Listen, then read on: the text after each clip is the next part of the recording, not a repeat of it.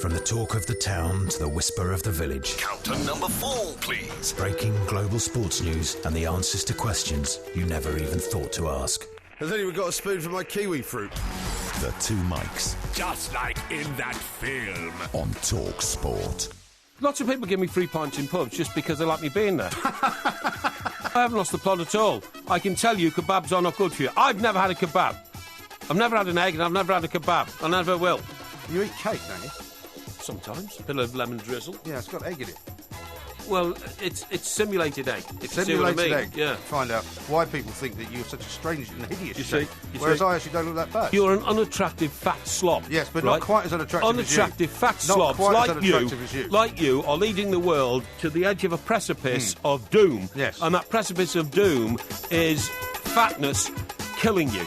This is Talk Sport. We are the two Mikes. He's Mike Parry, and it's time to say a very, very good morning to him. A very good morning to you, Mr. Parry. Yeah, good morning, Mike. Good to see you here. The last show of the week, so we've got to wrap it all up and get it all straight, OK? I'm hoping you had some good rest today, because when I saw you walking away after the show yesterday, I thought, that looks like a man that needs to lie down for quite some time. Did you manage to get some rest? I got some rest, but I don't need to lie down for quite some time. When the temperatures are like this... It was a lot cooler today. It was a lot cooler today, and that gave my heart... only 1/3 of it works, some ability to breathe. Very good. And when I got that, restored a bit of energy, got the blood circulating again, the balance of red cells and white cells in my blood started to come back together again. So I wasn't being overweighed or weighted down by the propensity of red cells in the blood system. Don't get too scientific. Which is, something that can happen sometimes. Did you know, by the way, that it costs £1 billion a year now in this country for people, dozy people, who take advantage of our National Health Service. £1 million a year. £1 billion. £1 billion? £1 For billion. For not turning up to appointments at their doctors or hospitals. When I've got an appointment to go and see my consultant, Dr. Nicholas Banner, a genius man. You don't have to say his name, by the way. Sorry? You don't have to say his name. Well, I do, because he's a brilliant man. He deserves recognition. He's one of the world's leading cardiothorac consultants, Is he? That's why I was appointed to my case. He has the same name as the guy who's the Incredible Hulk, doesn't he? What is his name, Nicholas Banner? Well, it's Banner, isn't it? Oh, is it? I didn't know Bruce that. Banner. Oh, is it? I don't know. I don't watch those ridiculous sort of programmes. But it's costing the country £1 billion a year when people simply don't turn up. Now, that's £1 billion that you and I are contributing towards to keep the health service running. Correct, but they say it costs £1 billion, but how do they work that out? How do they actually give you that figure? If you work it out like this, as somebody like Dr. Nicholas Banner, if he worked in the private sector, could probably charge £1,000 an hour for a consultation. But he shouldn't be working in the private sector if he's being paid by the NHS. I mean, that's wrong, isn't it? No, it's exactly what I'm saying. It's exactly what I'm saying. So these people who go off to Harley Street, set up these practices and all that, that's about what you would value their skills and ability at. So if somebody doesn't turn up at Harefield Hospital, where I go, I mean, that's £1,000 down the drain. Right. But most of the people that don't turn up are not turning up at their GP surgery. It's not about not turning up. Yeah, but that's costing money. Well, of course it is, yeah. But that's because the people who don't turn up actually don't worry about it, because it's not actually costing them anything at all. And the other thing is, all these people who go around on these free prescription things, taking all these drugs and pills and all that, do you know what they do? What do they do? Just store them in a cabinet. They don't even take them. That costs another £1 billion a year. It's an absolute This is scandal. not going to turn into another one of your rants against the ordinary people of this country. Thereby proving that you are not, in fact, the man of the people. No, I'm the man of the people. Now, listen, as man of the people, by the way, and a motor racing fan, I watched tonight a couple of guys discussing yet again another raft of rule changes in Formula One to make it more attractive to the paying and viewing public. Not in time for the British Grand Prix this weekend. Not in time for the British Grand Prix, but in time for the next one in 2 weeks' time. They said, and do you know what one of them is? What is it? One of them is, we'll make the cars sound more like cars. And everybody's going, hooray, hooray. This is all so having changed the noise of the engine, they're actually going to put a fake noise on the engine to make it sound like it used to sound before they changed the engine. That's absolutely right. All these announcements were being made at Silverstone today, because Silverstone's where the Grand Prix is happening this weekend. Of course it is, So all the people there watching the practice, and they're actually, they've actually got people there from the Formula One industry saying, we're making rapid changes now, by the time, not this Grand Prix, to the next one, we'll have loud engine noise. Hooray! I mean, this is like scale extra. Well, they make changes every year, don't they? In order to changes every week, by the look of it. Make the sport kind of move on. They also make it more advanced. They also said, and a 5-year-old could have worked this out. Also, we're going to cut down on the amount of technology in the car to give the drivers back some more ability to drive the car from a human point of view. So what does that mean now? They're going to take the computers out. They're going to put a clutch back in. They're going to put like wing mirrors on, all that stuff. All that kind of stuff. Take out the huge raft of technology, which largely makes up 85% of a car these days. So that all the driver has to do really is obtain a degree in physics. The thing that I can't work out about Formula 1. Engineering, and not to have the deep-seated ability of people like Graham Hill and Jackie Stewart and Damon Hill and Nigel Mansell. Right. Are those the only names you can remember? No, they're four of the great British drivers of the past. What about James Hunt? Yeah. James Hunt, certainly. Okay. What about Jim Clark? What about Jim Clark? What about the Australian guy who died recently? He wasn't British, but he could have been British because he Ken, what's his name? Ken, what's his name? Yeah, what's his name? No, I don't know. No, he wasn't Ken. It was... Was he Australian? Yeah, and he started his own... And his name wasn't Ken? No, he started his own racing team, didn't he? Tyrrell. Oh, Tyrrell. Ken okay, Tyrrell. Yeah, all right. It was Ken. What about Jackie Stewart? Even what about Jackie Stewart? Even sometimes when I think I'm wrong, I'm right. That's you how are. Advanced I am. But here's the bit that I don't what get. About Jackie Stewart? You are sort of a student and have been for many years of Formula 1 and of Grand Prix racing, Indeed. right? Why is it that one team can so dominate the sport? Because their engine's so much better than everybody else's. Why is one team's engine so much better than everybody else? Why can't everybody else get the same engine? No, well, they do eventually, and that's why they catch up, and that's why it changes all the time. So, for instance, at the moment, Mercedes has got the best engine, right? As soon as somebody finds out what the trick is, have they used a bit of aluminium in part of the engine, which makes the parts go around faster or something like that? Or maybe potassium from that conversation we had last night. No, don't be ridiculous. Well, no, because it explodes, doesn't it, when it hits water? Exactly. You're not going to use it in a car. The car would blow up, wouldn't it? Yeah. And then all of a sudden,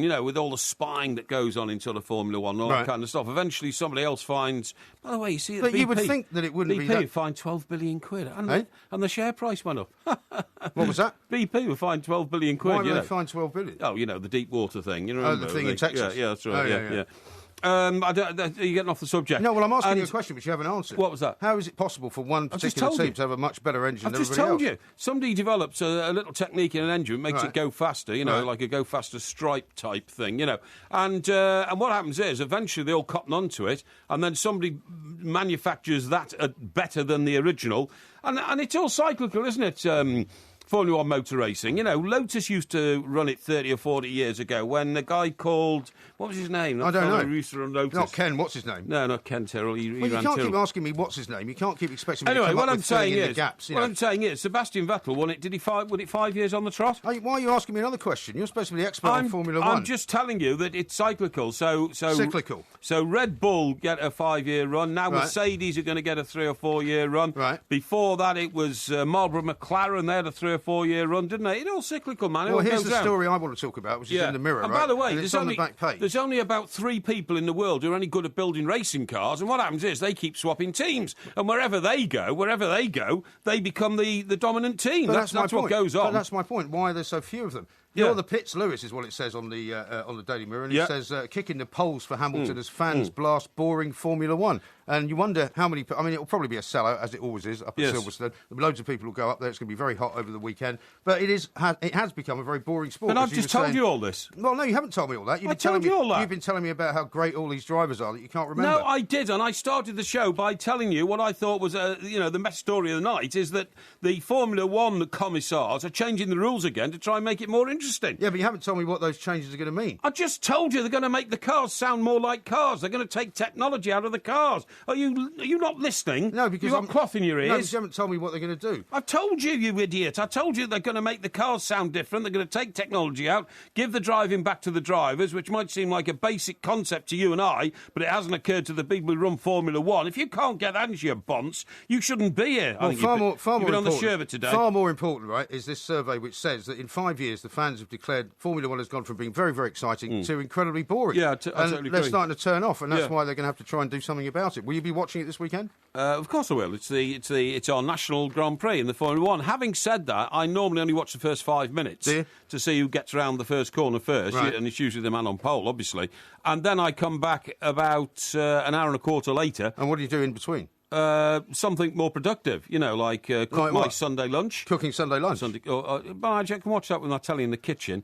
Or I might nip down the pub for an hour and come back. Oh, right, OK. You wouldn't go to the pub to watch it? Or I might take in some of the information in the Sunday papers, which you need to absorb. Bit of reading. To be able to know what's going on. But basically, I told you all that about Formula 1 racing. It is getting boring. And the other thing we'd all like to know is why Lewis Hamilton wore such strange pairs of glasses, plural, today. you see the picture of him? Yeah. He looked... He wears some kind of slightly odd-looking clothes, but that's because he believes them to be fashionable, which you and I would never understand. His glasses, right, to start off with, they were very odd sort of circular glasses, but they also had 2 flaps on them, which were sort of red, covers for his glasses, like turn them into sort of... Well, maybe that's because he likes to turn the glare off or something. Yeah, that's right, turn them into sort of sunglasses, something like that. But he looked very odd indeed to me. And in fact, he looked more like Mickey Mouse than a, maybe he's trying to look more interesting and I hope that people will think he is more interesting. Maybe than a world-leading racing driver today. I tell you, that's exactly what I thought.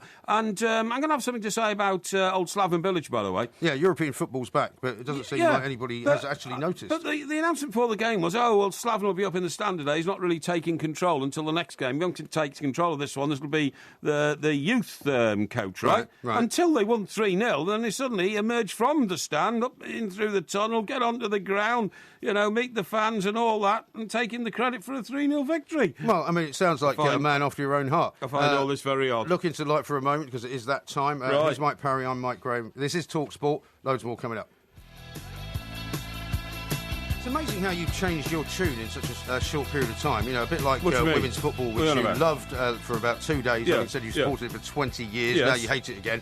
Grand Prix, you used to go on and on about how Lewis Hamilton was one of the great sort of sporting heroes that this country's ever produced. Now you're telling me it's a boring sport, and there's nothing that they can do to kind of get you back interested in it again. I'm just telling you the facts. I'm telling you the facts, and the facts are that Formula One is in a crisis of confidence, and the confidence is self-confidence. But it's not in a crisis of confidence because it's about to be bought, is it not, by some group that has been put together by the guy that owns the Miami Dolphins and the Qataris. So, there's an awful lot of money swilling around. Yeah, but the Qataris, with no disrespect to anybody else, right, do want their country to be the hub of world sport. Yeah. So they are looking and assessing the merits of buying into any international sports. Now, the point is, they're very good businessmen. If they buy and take it on, I think they'll probably want to revamp it and make it into something else. You know what I mean? Well, they might do, but if you go up to Silverstone this weekend, it'll be very, very busy. There'll be people who've camped out all weekend. Yeah, of course there will, People who want to see Formula One racing will still go and see it. So I don't see any sign that the crowds are diminishing, do you? Well, this is the British Grand Prix, so in Britain we like our British Grand Prix. It's an occasion. It's not necessarily a sporting event. It's a massive occasion. Do you remember the year when Nigel Mansell couldn't even get back to the pit lane because the fans invaded it? It was fantastic. Listen, by the way, talking about that, and we'll resume to that in a minute. We will. It's a big weekend, isn't it? It's a big weekend. It's Henley this weekend as well. Have you had your hair cut? I have actually. I had a little trim. Why? Just thought it was getting a bit long, a bit straggly. Just thought I'd have it cut. Well, it was certainly long and straggly, and it was greasy as well. Yeah, but I get it cut like. Looked to me like you could have fried chips in it. Well, looked to me like you might have, sort of rubbed a kebab on it to give it a bit of energy yesterday. And is it allied? My hair is still growing. I should remind you. Is it? And my hair's still growing. No, it isn't. Is it allied to the fact that you're going off to this secret party that you're trying to tease everybody about? No, not particularly. I noticed you put a few messages out today saying you couldn't reveal the identity of the person whose party you're going to. No, I can't. Because I've been asked not to. You've got big, powerful secret friends, haven't you? You can't tell us who they are. No, I've been asked not to. That's rubbish. And so I don't think it's very appropriate, having been asked not to reveal it, to then start blabbing about it on a national radio station. Well, despite how many times you wish to poke me about it. I'm sorry, but you're paid to inform and entertain millions of people, and what you're doing is you're restricting the information that you are prepared to divulge to your audience. No, there are certain. I think you're a disgrace. No, there are certain pieces of information. Professional disgrace. There are certain pieces of information that you just cannot reveal. I mean, there are things that you can't reveal on the radio, as you have said many times. You can't reveal who your sources are in naval intelligence. You can't reveal who at the FA. That's a matter of state security. State security. That's state security. What about the FA? Why won't you tell us who you talk to in the FA? That's national sporting security. Sporting security. Yeah. So this might be also a matter of security because it's entertainment security. Rubbish. And, people might find out about the party and might sort of turn up and try and get in. Like you, for example, who haven't been invited. Oh, no. I can't believe it's still going on about it 2 days later. No, listen, I couldn't possibly go to a party on Saturday anyway. Why not? Well, I can't. I've got other things I've got to do. What else? What are you doing? Washing your hair? No, I'm doing a lot of research this weekend. Research? Yes. On what? Well, you might have escaped your attention because actually all that happens is I give you a date, you turn up at a 30 and we go on stage and do a show. Right. But there's a lot of preparation that goes into these shows. Really? And I will be in the northeast of England this weekend. It's a great piece of news to me. You're going to the northeast of England? I'm going to Newcastle first thing tomorrow and I shall be there till Sunday, setting up our next show. I thought you were coming back at the same night as you were going. Well, I've had to change my plans a bit. There are other things I've got to do. Do you know that the railway line going up there and coming back is severely delayed, by the way, by the heat? Not. Yeah, it is. Yeah. No, You'll be lucky to get up and down in like 3 days, I would have thought. you just tell me that to try and wind me up. I want to know a bit more about this party, I can't please, tell you any more about the party. Well, I want to know who else is going. Well, I've no idea who else is going. The fact that I've not been invited is a matter of complete indifference to me. Well, why are you going on about it so much? How many people from our industry are I don't know. Invited? When I received the invite, I did not go back to the people who had sent it to me to say, could you please give me a list of all the other people who are going, just to make sure that Mike Parry isn't offended. Because, they might be less important than him. Sorry, this was the afterthought invitation that you got? No, this is the invitation that I got. No, you got it earlier this week. Well, that's what I told you, because I just wanted to kind of, lead you down a garden path. No, you got it earlier this week, because they worked out the numbers and said, oh, look, these 4 very important people have just told us they can't come. Let's find a couple of stumble bums to make up the numbers, because we've already paid for the catering. And how disappointing for you that you weren't even on the stumble bum list. We've already, because I'm not a stumble bum, we've already paid for the catering. Which list are you on? How far down the food chain are you? No, we've already paid for the catering. We don't want to waste this exotic food. Probably quails, eggs and salmon and all that kind of stuff. See, look, you've been thinking about this a lot, haven't you? You've been salivating, sitting at home thinking,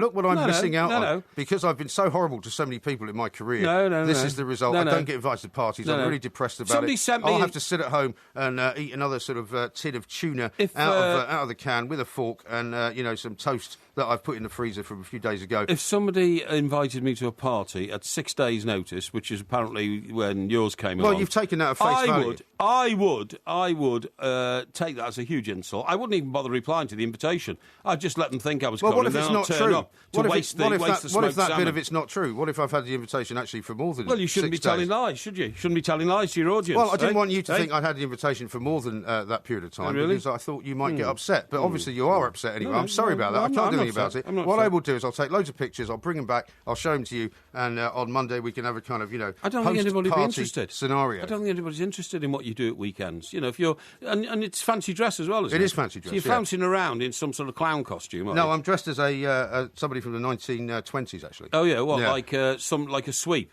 A sweep? Like that. Yeah, 1920s are people who swept the... No, it's a Great Gatsby kind of thing. Swept the chimneys of I'm the... No, not dressed as a chimney sweep. No, of the aristocracy. It's a Great Gatsby thing. Great Gatsby, do me a favour. You're not a great Gatsby. You're a great goon. You are. I'm really sorry that it's upset you so much. It's not upset me. It doesn't upset me. I wouldn't want to go to this party. If there's a goodie bag, I'll bring you one back. Okay? How's that make you feel? No, don't. Thank you. I don't. Do you want me to call you from the party and put you on the phone to some of the people there in case you might know them? Why?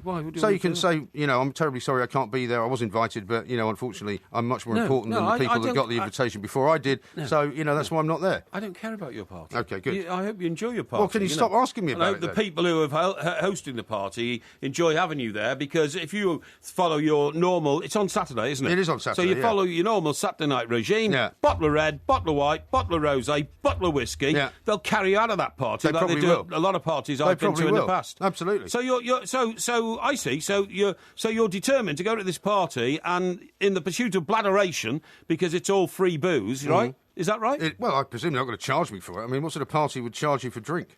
I think you're actually disgraceful. Honestly, I'm really glad I'm not going, because... I'm really glad you're not going too. If this... I should ignore that. If this party is full of people like you, I would say, it sounds to me, it's a lot of overpaid, pimped is the word. Overpimped sort of individuals who think a lot of themselves, think that they're, the blinking, the bee's knees, the kings of the universe and all that kind of stuff, all walking around with glasses of champagne, telling each other how brilliant they all are. That's what it sounds like to me. It might be that sort of party. I wouldn't want to be in such an atmosphere. I just don't know. What I'll do is I'll make sure everybody who's there knows that you're really upset you didn't get invited. But if you had got invited, you wouldn't have come. No, you must have said that on my behalf, because it's not true. Yeah, well. It's not true. Anyway, I'll tell you all about it on Monday.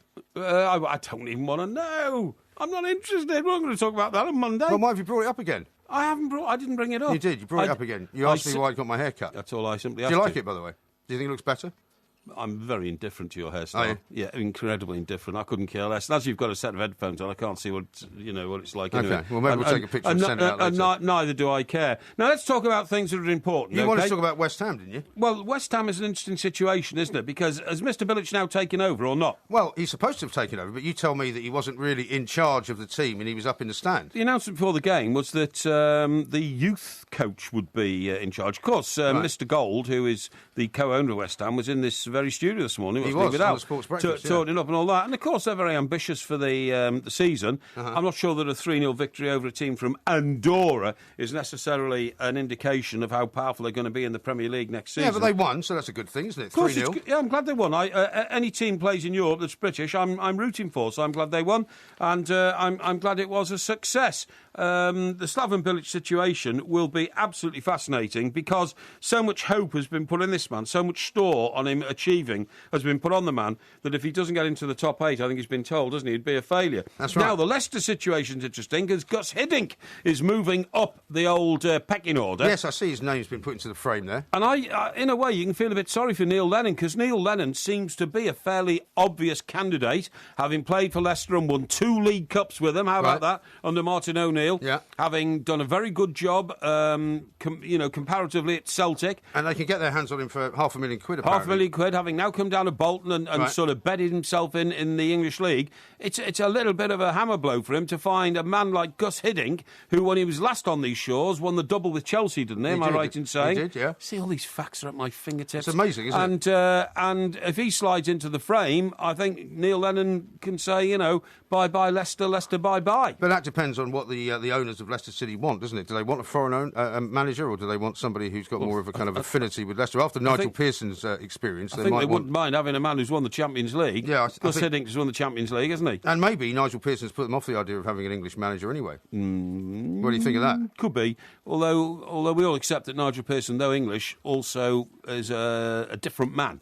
I wouldn't say what do you mean he's a different man? Well, I don't think eccentric's the word. I don't think oddball is the word. No, but he's English, though. I think he's his own man. He is his own man. Yeah, but I'm not saying that would be the fair judgment to make. All I'm saying is it's possible that they might say, maybe it's best if we don't have an English manager for a while and we try having somebody from overseas because it might not be quite so kind of, chaotic, if you like. That might be their decision. Anyway, we'll talk some more about that. We've got loads more to do. Yeah. By the way, did you see the chap who got rid of Rafa Nadal at Wimbledon? What an exotic-looking guy. Do you see his hair? Now, talk about your hairstyle. And which is like literally your hairstyle just looks like somebody's got a knife and chopped at it. He's on the back of the Daily on the Sun, in fact. Looks like you put a bowl across your head. But I love the guy who beat Rafa Nadal. Rafa Nadal's finished, isn't he? Dustin Brown. He's getting beaten all over the place. Yeah, this Dustin Brown guy. Have you seen the time, by the way? Eh? Have you seen the time? What's the time got to do with Dustin Brown's haircut? It's the last show of the week. It'd be nice if we could actually pay more attention to the clock. He's Jamaica-based, but he's German. Old Dustin Brown. Isn't that amazing?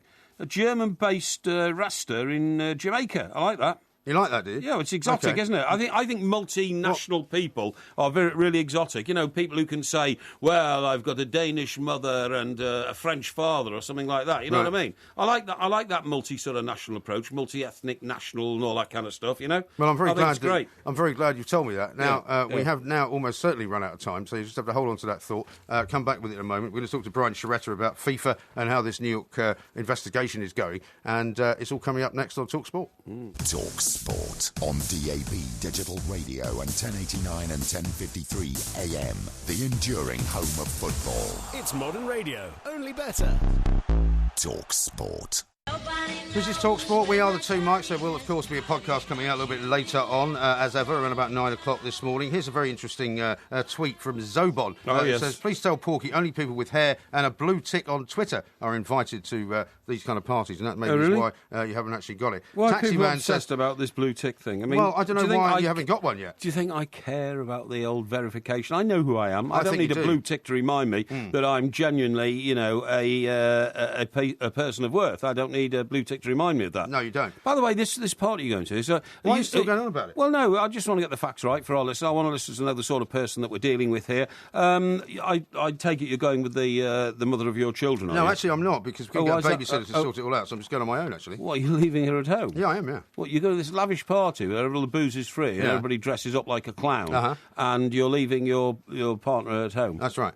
I think that's disgraceful. And so your children will sleep in their beds overnight on Saturday without their father being there. That's right, yeah. Why is that? Because you're staying down at this party? I will be staying there, yeah. Why are you so fascinated by all this? I just find it very, very hard to come to terms with working in the same studio as a man who just decides to indulge in his own excesses for a weekend, the pleasures of the flesh and all that kind of thing. Right. And all that kind of thing. Yeah, and leave your partner and children abandoned for the weekend just so you can go off on a bladderation bender with all your posh mates, dressed up as toffs and clowns and all this kind of stuff. I think it's a disgrace. It's really a shame. It's a shame. I think you should. I think you should look at yourself. It's a shame that you're so jealous. We'll talk about it some more coming up a little bit later on, because there's more important things to talk about, right? Because you might have seen earlier on in the day yesterday that finally FIFA's executives who were arrested over in Zurich, what seems like ages ago, were actually told that they will be extradited to the United States, or at least the US attorney wants to extradite them to the United States. So we're going to talk to Brian Sciaretta over in New York to find out how long this process is actually going to take. Brian, a very good morning to you. Welcome.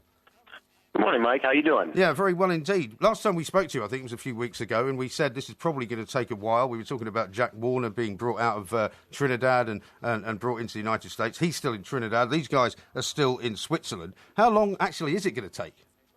I mean, it could take a long time. I mean, they can have two levels of appeal to fight these extradition hearings for all these men. So, it could take several months to resolve. So it's we'll see how quickly the Swiss justice works.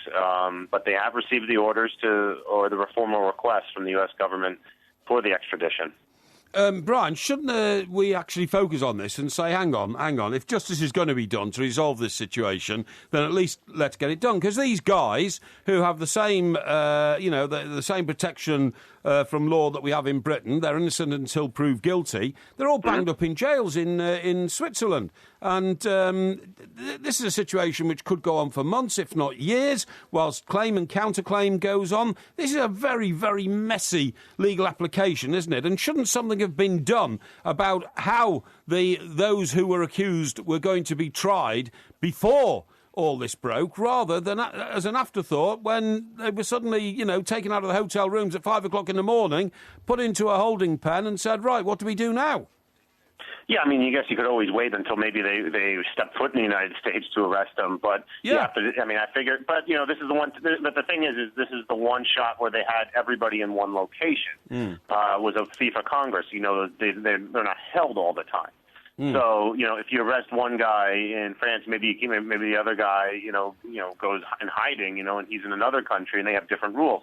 At least you have everybody in one location under one set of rules, so they can probably get done all at once. There's no particular holdout. If there's another guy if there's another person in another country, for example, maybe that takes even longer. So, and then but that's the thing, Brian, isn't it? Because there are people in other countries, and the thing is, Mike's right. Yeah. This was done as a very big kind of PR exercise. That's it was we're the US government, the US attorney. We're going to clamp down on corruption in football. I mean, we've arrested all these people. Most of them were in Switzerland. I get that. But what I'm saying is there was a huge song and dance made. It was front page news, pretty much all over the world. And now it's gone very quiet because nothing's actually really happened.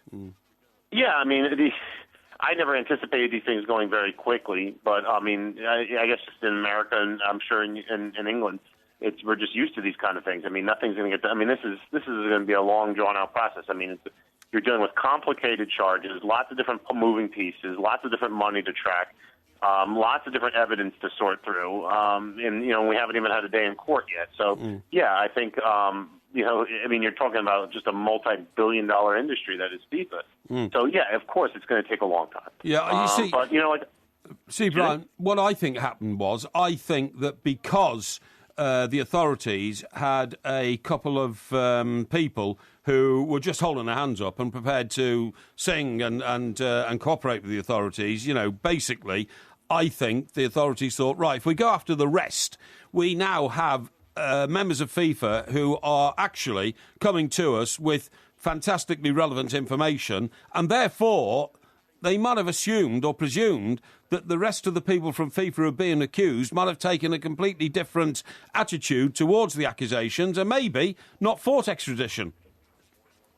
Yeah, I mean, of course, the things probably may not have gone to plan just yet. That's certainly very, very possible. But in the end of the day, I do think that all these people will start to talk as soon as extradition becomes more and more likely. I think maybe they might just try to wait this thing out a little bit longer. I totally agree. It's a holding pattern is what we're in. Who's going to blink first? And right now it's still very early in the game. There's little incentive to do so until they formally know exactly what the evidence is and what the likelihood of extradition is. But I mean, I'm pretty sure it will happen It will happen with these, but of course the thing is with Mr. Blatter is that he can't be extradited from Switzerland as I kind of understand the law. Exactly. So, well, there's no reason to extradite him yet because, as far as I know, they haven't really got any charges against him. Brian, thanks very much indeed. Yeah, the problem is, of course, because Sepp Blatter gave this interview yesterday to a magazine, I think, in Germany, saying, people who call me corrupt will have to prove it in court. People who call me corrupt should go to prison. People who call me corrupt, should be able to back it up.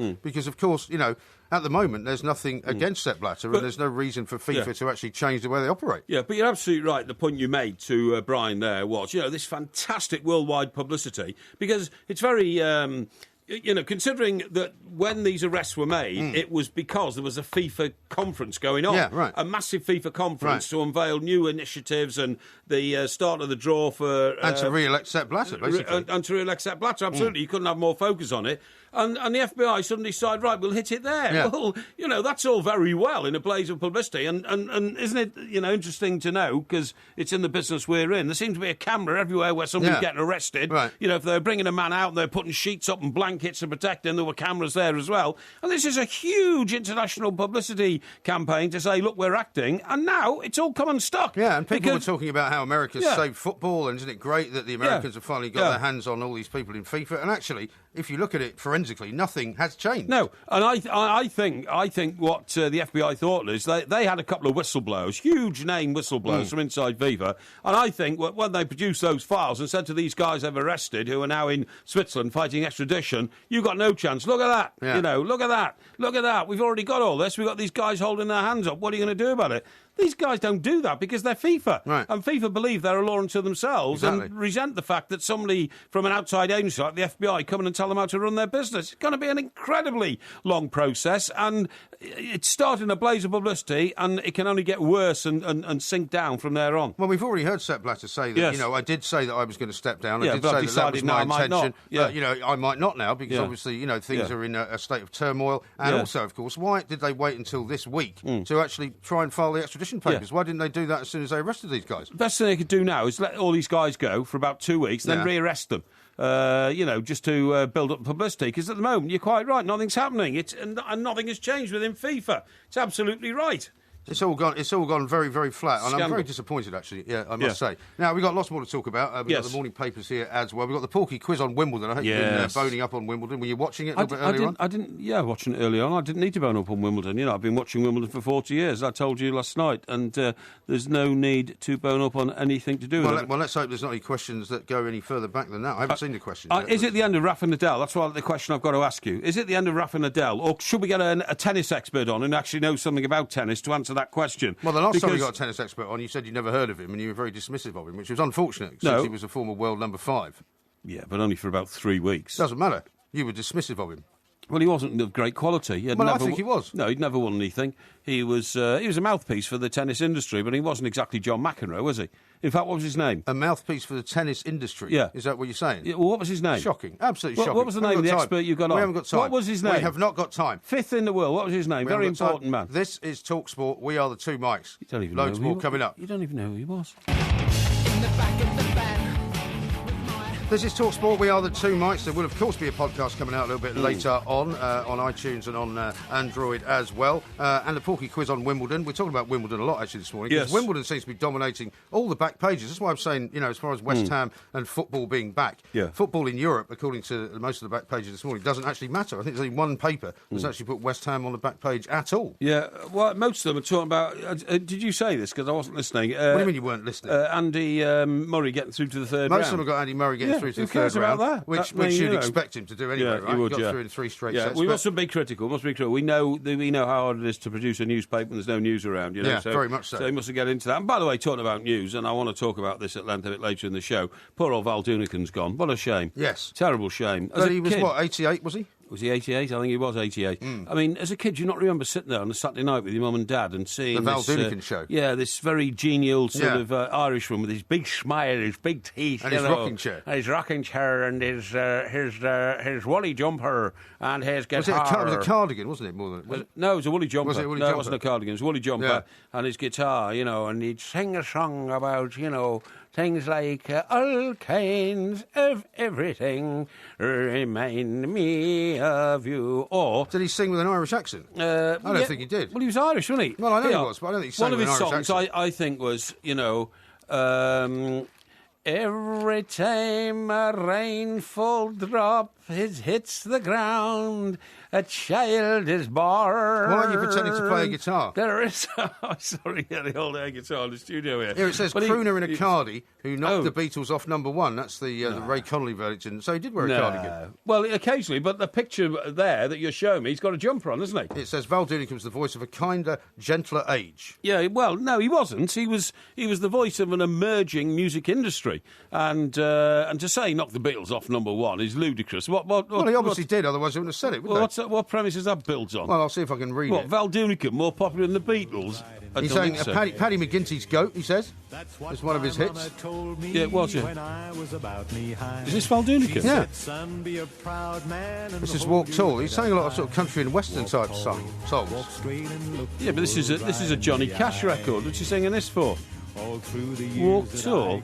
No, he was more famous for singing things like, Oh, Danny boy. No, I think you've got him completely mixed up with somebody else. The lights are... No, the pipes, isn't it? The pipes are curling. You're not going to just sing in a sort of faux Irish accent, because he didn't sing in an Irish accent at all. And he did. Apparently, one of his albums knocked Sgt. Pepper off the top of the album charts. That's rubbish. Briefly. Yeah, he did. That's a nonsense. Not nonsense at all. Val, what, you mean, Val Doonican... Val Doonican Rocks was the name of the album. Val Doonican Rocks. More popular than the Beatles' Sgt. Pepper's album, most successful record of all time. So, that's a load of rubbish. Well, it's not a load of rubbish. It's absolutely categorically correct. I'm not sure about that, mate.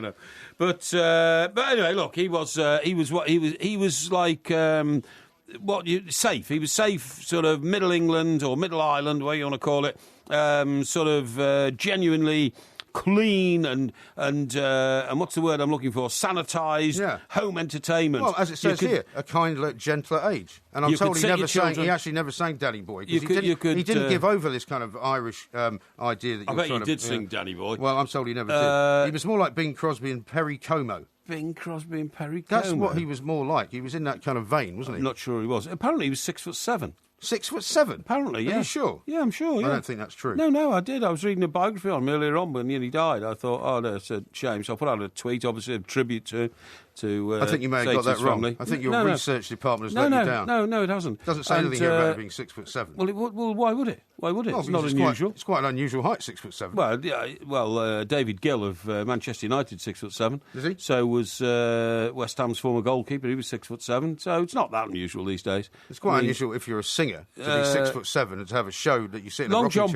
Long John Baldry was 6'7". Was he? Yeah. Did you know that? No, I didn't. Well, you do now. Really? So did you just look up people who are 6'7"? No. I know these things. I acquire information as I go through life, and the sort of thing that you would know about. But that's the sort of thing I do. Anyway, it says here, if you liked him a lot, it says there will be those who remember his programmes as bland family entertainment aimed primarily at the elderly who still bought records then. And the middle-aged. See, this is Danny Boy. This is Danny Boy, yeah. Val Doonican. It's not Val Doonican. How do you know? How do I know? Yeah. Because it's not Val Doonican singing. But you said he doesn't sing with an Irish accent. This is Daniel O'Donnell. Well, I don't know why we're playing it in that case. What's the relevance of this? The relevance of this is that Val Doonican didn't sing it. Well, I can't believe that. An Irishman who never sung Danny Boy? I don't think so, honestly. Is that the premise of your objection to it? No, not at all. By the way... I don't think you've looked up anything about Val Doonican, really, have you? I have. I know all about Val Doonican, honestly. I'm going to try and find out if he was 6'7" now. OK. By the way, you know that whilst you're wasting your time over the weekend, I'm going on a mission to Newcastle, because that's where our next show is. Yeah, well, you're going to try and get Saturday. there. Whether you will be able to get there on a train or not, I don't know. You're trying to frighten me and scare me. But I was about to say to you, a thunderbolt hit the old-time bridge the other night. Did it? Yeah, it was amazing. I saw a picture of it. That's not a very good sign, is it? Well, it is, because I like thunderstorms. Thunderstorms are good, because thunderstorms are the complete opposite to a heat wave, aren't they?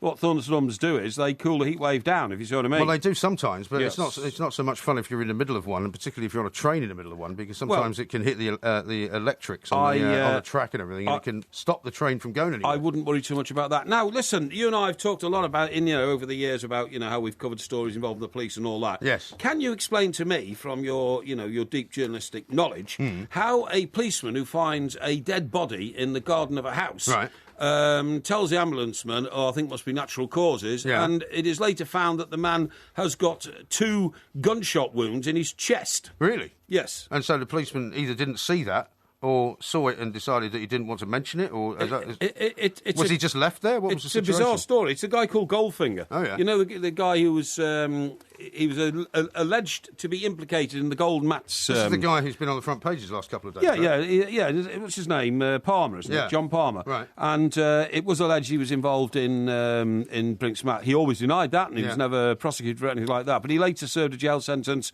for a fraud conviction involving buy-to-let flats abroad and all that kind of stuff. Very interesting man, and once appeared in the Sunday Times rich list at number 105 because he had a £300 million fortune from somewhere. He said which nobody could explain. No, he said he was a metals trader and all this kind of stuff. Fair enough. But and there's a big spread in the Sun today. Goldfinger and the Brinks-Mat kiss of death. Yes, exactly. Because 20 people who were involved in some way with the Brinks-Mat haul, which came from a shed at Heathrow. In a shed up at Heathrow, as the Cats song would have said. What was it called? Squeeze song. Squeeze song. Cool Squeeze for song. cats. Cool for cats. Yes. That's right. Yeah. 20 of them died. But the point is, the biggest mystery on this one is he was literally found in his own back garden of, quotes, a cottage. I mean, it was a mansion down in Essex, I think, or over in Essex somewhere, or Bedfordshire, somewhere like that.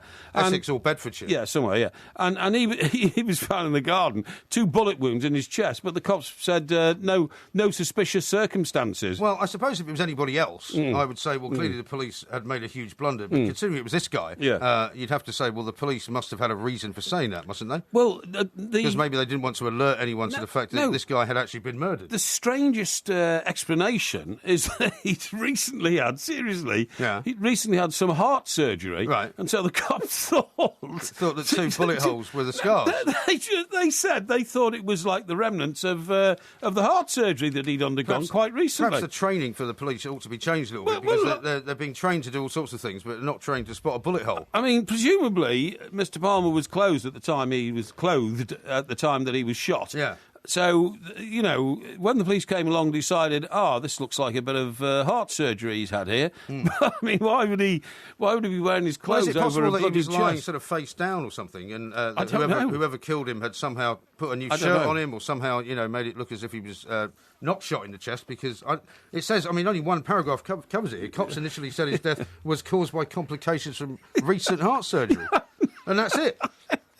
And then but he had 2 holes in his chest. Yeah. That is bizarre, isn't it? It's absolutely bizarre. And it makes you wonder about these things, And they said what happened then? So did the ambulance then turn up and they take the body away? Yeah, they take the body away. And they didn't notice the bullet holes either? No, nobody noticed these bullet holes in his chest until apparently, I don't know, a relative or somebody must have said, how's the military investigation going? the post-mortem discovered them. Discovered it, that's right, yeah. But with a man like John Palmer and the amount of criminal association he's had over the years, and that's well, they're now saying an awful lot of people actually wanted him dead. So there's now a list of suspects the length of your arm. That's literally. right. Yeah. But is it possible that he was killed, a long time before that, and so he wasn't actually bleeding from these gunshot wounds, and so it wasn't immediately apparent? I don't know. I'm not an expert really on gunshot wounds to the chest, to be honest. But, neither are the police, apparently. No, that's right. Yeah, but it's all rather odd, isn't it? It is rather odd. See, this is what happens, Mike, when you get into the wrong company.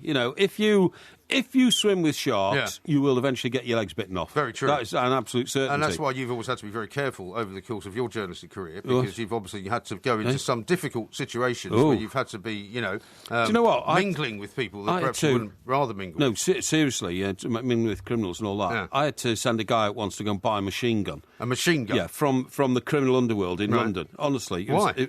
Well, just to prove that he could. It was a great story. Right. There were stories around that... all these guns have been smuggled into Britain. And it was possible to buy them. Yeah, exactly. That and it was Colonel Gaddafi was smuggling guns into Britain, and the underworld fraternity in London, could get hold of it. So there was a lad called Chris, and I can't remember. Don't give away his name. You don't have to give his name away. Well, he's dead. Well, it doesn't matter if he's dead. He might have family. Do you know he died? He went on a honeymoon in Portugal on his new motorbike with his wife on the back, and they overtook a lorry and ran into the front of another lorry, and he killed him. He was on his honeymoon. On his honeymoon, honest to God, his name was Chris. I can't remember his surname. Don't give out his surname. No, but he was a really nice guy. I'm sure he was. He was a lovely lad. But he had very close connections in the criminal fraternity because he was a crime reporter. You know, a lot of these crime reporters get very close to the criminals that they deal with. They did. Yeah. Anyway, I sent him out and I said, "Can you come?" And he nearly got done in because they sort of, at the last minute, after 3 days of torturous negotiations with a couple of gangsters, they actually thought that he was a policeman. They didn't think he was a reporter. They thought he was a policeman, so they're going to murder him. And how much had you given him to buy this gun for? Oh, 1,500 quid, I think. Yeah, in cash, presumably. Yeah, in cash. Yeah, that's right. Because in those days you get cash out of the box on the news desk, couldn't you? Easy, absolutely easy. Go and buy a machine gun with you. And because normally that was the cash box that you used to go drinking with. Yes, that's right. Yeah, absolutely. Yeah, and I started getting these funny phone calls from people saying they were going to pull his nails out and all this kind of stuff, and because they thought he was a copper and they thought I was his commanding officer, superintendent. So they didn't know you were working at the paper. No, Superintendent Parry. They thought I was, and it was a bit dodgy. I mean, it was more dodgy for him than it was for me. But it was a terrible story. You didn't give him up or anything, did you? You didn't say, "Well, it's nothing to do with me." But you're quite right. He is working for the police. No, I didn't say anything like that. I had to feign total ignorance. I don't know what you're talking about and all this kind of stuff. How did they get your number then from him? Yeah, exactly. It was a direct line, so it didn't come through a switchboard or anything like that. So they're ringing you at the newspaper? Yeah, on my desk. Well, how did they not know that was where you were working then? Well, no, they didn't know who they were ringing. It was a direct line phone call. You see what I mean? They'd ring it. And I only ever answered that phone because lots of dodgy people used to call me. I used to answer it by saying, "Parry." That's all I ever used to say. So you didn't say anything other than that? No. I never used to say, "Hello, it's the Sun," or, anything like that. So it could have been anyone? Could have been anybody, So, yeah, exactly, because some people who rang thought I was a policeman, other people who rang thought I was in intelligence, in the intelligence services, all all that kind of stuff. Thought that, other people who rang thought I was a businessman, a very successful businessman. Why didn't you just put an answer phone on it so that if anybody rang, you could decide whether or not to bring them back? Because sometimes people would need an instant response, an instant decision, you know what I mean? That kind of stuff. In fact, it was the same phone that a footballer who'd been accused of taking bribes to throw a game rang me on once. Oh, really? And he thought I was on his side. Yeah, he thought I was. Were you? He thought I was going to give him the money. Hey? Oh, really? No, of course not. No. Don't be daft. So what did you do then? You turned him over, presumably? I did, yes. Yeah. Yes. Absolutely amazing. Yeah, absolutely. Now, that was my job, seeker of truth and justice. And and that hotline, by the way, was a real hotline. I mean, it almost burnt your hands picking that phone up. You know what I mean? It was such a amazing. Hotline. You had time to do anything else. Really. Well, I had to work around it. Yeah. Now, coming up, Andy Gray's going to speak to us. Brilliant. He's over in Florida. That's Telling excellent. us about what he thinks about Everton's signing so far. Yeah. I'm not sure there have been any, to be honest. Oh, they have. Delafeu.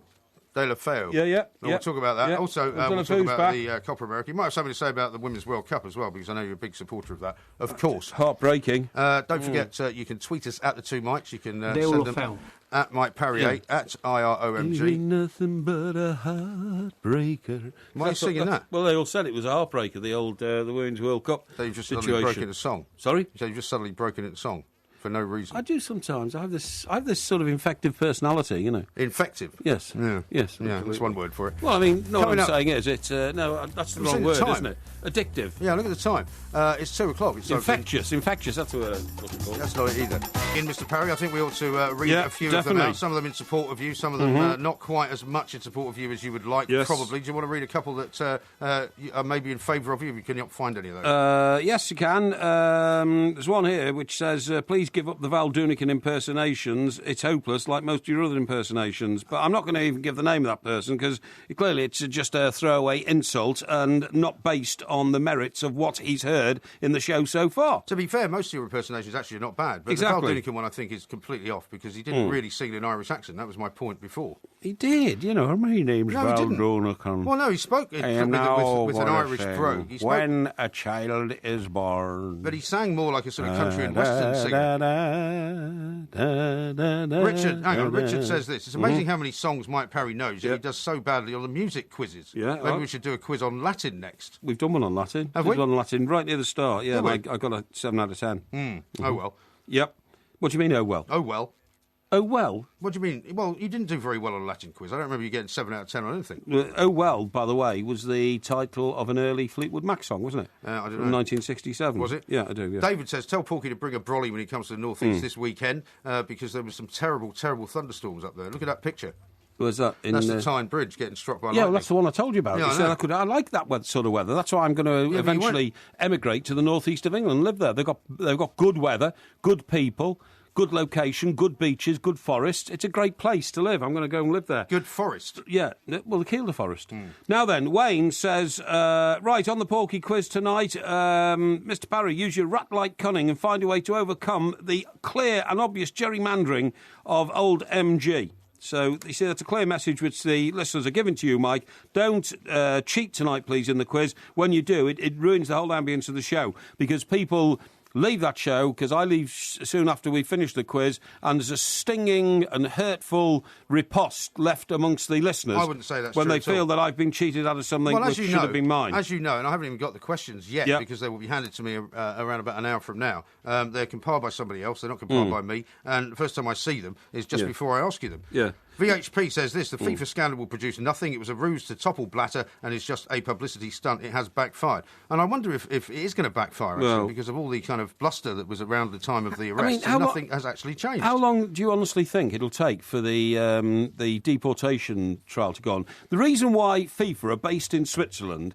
is because Switzerland have some of the most obtuse extradition laws in the world, because it is a haven for international finance, secretive international finance, and therefore people go there on the basis that they inject a lot of money into Switzerland and the Swiss authorities look after them. That is the basis. And when I say look after them, I'm not saying that they're corrupt or it's illegality. It's just that the laws on extraditing people from Switzerland are extremely tough. They are extremely tough. And that's why Switzerland is Switzerland. And the same goes for Jack Warner over in Trinidad. Yes. He hasn't been extradited either. No, he hasn't, no. Nobody's actually been brought to the US to be asked any questions whatsoever. Yeah, so, I mean, I can see this dragging on for years, actually. That's right. Now then, one here from Zobon, strange name, but then this is a strange message. This guy's, listening to another radio station. He says, hey, Porky, why are you acting like a baby? All because you have not been invited to the party that MG's going to. Man up, Porky. Well, I mean, listen, Zobon, I do appreciate your contribution to the show in some way. The fact that you've been on the deluded pills tonight is not my problem. I don't have any problem with old MG going to some silly party. Everybody dresses up and stuffs their faces full of food and drink until they're incomprehensible the next morning. Which you will be. I won't be. Here's an interesting one from Terence, right, who's texted us into 81089. Yes. He says, it's funny how Porky's new mantra was in Sarah Vine's page in Wednesday's Daily Mail. Is that His right? mantra should be, those who are last get behind me, and those who are first get behind me. Yeah. Me, man of the people. Yeah. That's what he says should be your mantra. Well, in that case, I take it as a compliment that people in Fleet Street are picking up the words that I expressed on this very show. To be fair, the origin of that kind of mantra that you claimed as your own were actually from the Bible. Well, that's where they first appeared. Okay, a bit of it's from the Bible. I agree, a bit of it's from the Bible, but I mean that doesn't matter. Because I'm a Christian and biblical man, I can very well relate to it. There is another bit of a mantra actually, which I've come across, which I want to get involved in. Okay. I'm not sure whether I should share it with the audience or not because it's. Is it an original mantra? Well, it is an original mantra. And it's a bit deep. It's a bit deep for people to. Well, I can see that you're kind of shuffling your papers around. No. So you obviously don't know where you're going, do you? No, I do. Well, I'll tell you what. I'll ask you another question. No. I'll tell you what it is. Go on, then. I'm not shuffling my papers around. This is all about self-awareness, okay? Right. If you haven't got self-awareness in life, then you're nowhere, right? Now, what philosophers, and I study a lot of philosophies, say is that you have to be what's called the oxygen mask mantra. You have to have the oxygen mask mantra. And what is that? The oxygen mask to be able to help other people in life, okay? Right. You have to have the oxygen mask mantra. Is this like the thing when you're on a plane and it says when the oxygen mask drops down, you have to give it to somebody else first? No, you give it to yourself first. You see, you got it completely wrong. Not if you've got a child with you. If No, you've got a you child do. with you, they You say do. No, you've got to put the child's mask on. No, that's completely wrong. That's completely wrong. The oxygen mask mantra is that when the oxygen mask drops, you grab it and you clamp it to your face immediately, because only by you staying conscious can you help those around you, including your own children. What if there's only one oxygen mask? What do you do then? You clamp it on your face. And what about everybody else? Well, that's hard luck about everybody else. You know, that you've just got to make sure that you stay alive in order to take control of the situation around you. There's no point, is there, in it coming down and then you're saying, oh, look, there's a dimwit sitting next to me. Here, dimwit, you have the oxygen mask and I'll just die. What would be a point of that? No, because that would be very sort of, selfless. That would be a good thing to do. No, it wouldn't, because the dimwit, if he survived, probably wouldn't have the brains to be able to go forward and steer the plane to safety, whereas you, being a more intelligent person, probably would. Do you think you'd be able to steer the plane to safety, even though you've never been trained as a pilot? I think I've got a better chance of doing it than the dimwit who was sitting next to me. But you've made a judgment he's a dimwit. You might not be a dimwit. Well, you'd know if he was a dimwit or not, wouldn't you? 5 seconds after you sat next to him. He might be a pilot and you didn't know that. No, it's rubbish. No. You'd be able to work out. I can spot a dimwit from about 3 miles away. Yeah, but the trouble is you think everyone's a dimwit. So if he... No, I don't. Yeah, you do. Well, there are a lot of dimwits around. It's true. You've got to admit that. But your definition of a dimwit is somebody who makes less money than you, somebody who you think is in, coach class instead of business class. No. You'd probably prefer that everybody in business class had their own oxygen tents so that they could just lie there and actually breathe the oxygen in. No, my definition of a dimwit is a man who hasn't got a grip with life and can't see the potential to make life work for himself. But how can you tell that from looking at somebody sitting in a plane seat next to you? I've just told you I can spot a dimwit from 3 miles away. I could tell by his clothing. Whether he was dressed like a dimwit, whether his facial expression. And what sort of clothes does a dimwit wear then? Well, he wears like sort of tweed jackets and that sort of stuff. You know what I mean? So you think a tweed jacket makes somebody a dimwit? Yeah, and by the way, when you look at somebody's face, you know whether they've got or not there's dimwittery written all over it or not, don't you? Well, no, you don't actually. Of course you do. Some people's faces can be very kind of deceptive. Well, they can be, but I mean, mostly you've described my face at times as being that of a dimwit. Well, yes, clearly my face is not that of a dimwit. Yeah, but because I know you and I've spoken to you, I can work out exactly, what I think your mental level of intelligence is. Right. Whereas, for instance, if you're sitting on a plane and the bloke next to you, he's leafing through the what's it called? The goods scientist. No, the goods that are free. What are they called? The goods that are free. Yeah, duty free. Duty free. Yeah. If the guy's they're leaving, not free, are they? Well, I'm talking about duty free. Duty free. They're a bit cheaper. And if the guy instinctively pulls that out of the seat in front of him and starts leafing through it, you think that guy's got to be a dimwit, because if he hadn't read that 50 times, during the course of his life, A, he hasn't had much of a life because he hasn't flown much, but B, if that's the only thing that interests him on that plane, another duty-free brochure, the guy's a dimwit. Well, maybe he's just leafing through a brochure because he doesn't want to talk to you, because sometimes you have to do that. Well, I certainly wouldn't want to talk to him. I make that obvious. I make it obvious to people. Maybe he's looking for a present for his girlfriend or his wife. Maybe he's trying to see what the new deals are. He's not. It's because his head is empty and he's got nothing better to do. So you don't look through the duty-free brochure then? No. What do you do when you get on a plane? I absorb the atmosphere around me and make sure... You absorb the free drink, presumably? Well, I might have a drink or something like that, but I make sure that I'm full of self-awareness, because an aeroplane can be a dangerous place. Well, it can. And you've got to, have your wits about you. That's what I'm saying. But now there's no time to actually elaborate on the whole, oxygen mask philosophy. There's nothing to elaborate on. So that's it. So you basically just push everybody out of the way, help yourself, and that's the way to go through life. That way, you've got a better chance of saving everybody on the plane. If you think what if you're not on a plane? Well, this is why it's called the oxygen mask philosophy, because you take the example of being on a plane. Yeah. You see what I mean? Yeah, but if you're not on a plane, how does it work? Look, my attitude to life is, in any company, in any group of people, they've got a better chance of survival by making me the boss to try and save them than any other thing happening. Because I wouldn't trust anybody else to try and save me except me. Right. And if I save me, then I've got a chance of saving them. That's my philosophy. No, it's not extraordinary. Believe that, if more people thought the way I think, more people would survive. Well, they'd all be fighting over the oxygen mask, surely. No, because... Anyway, look at the clock. Because as long as I'm okay, I can make sure they're okay. But if they don't save me, they'll all perish. Well, they may do. Andy Gray is coming up next. We might get more sense out of him. This is Talk Sport. Fog on the Tyne is all mine, all mine.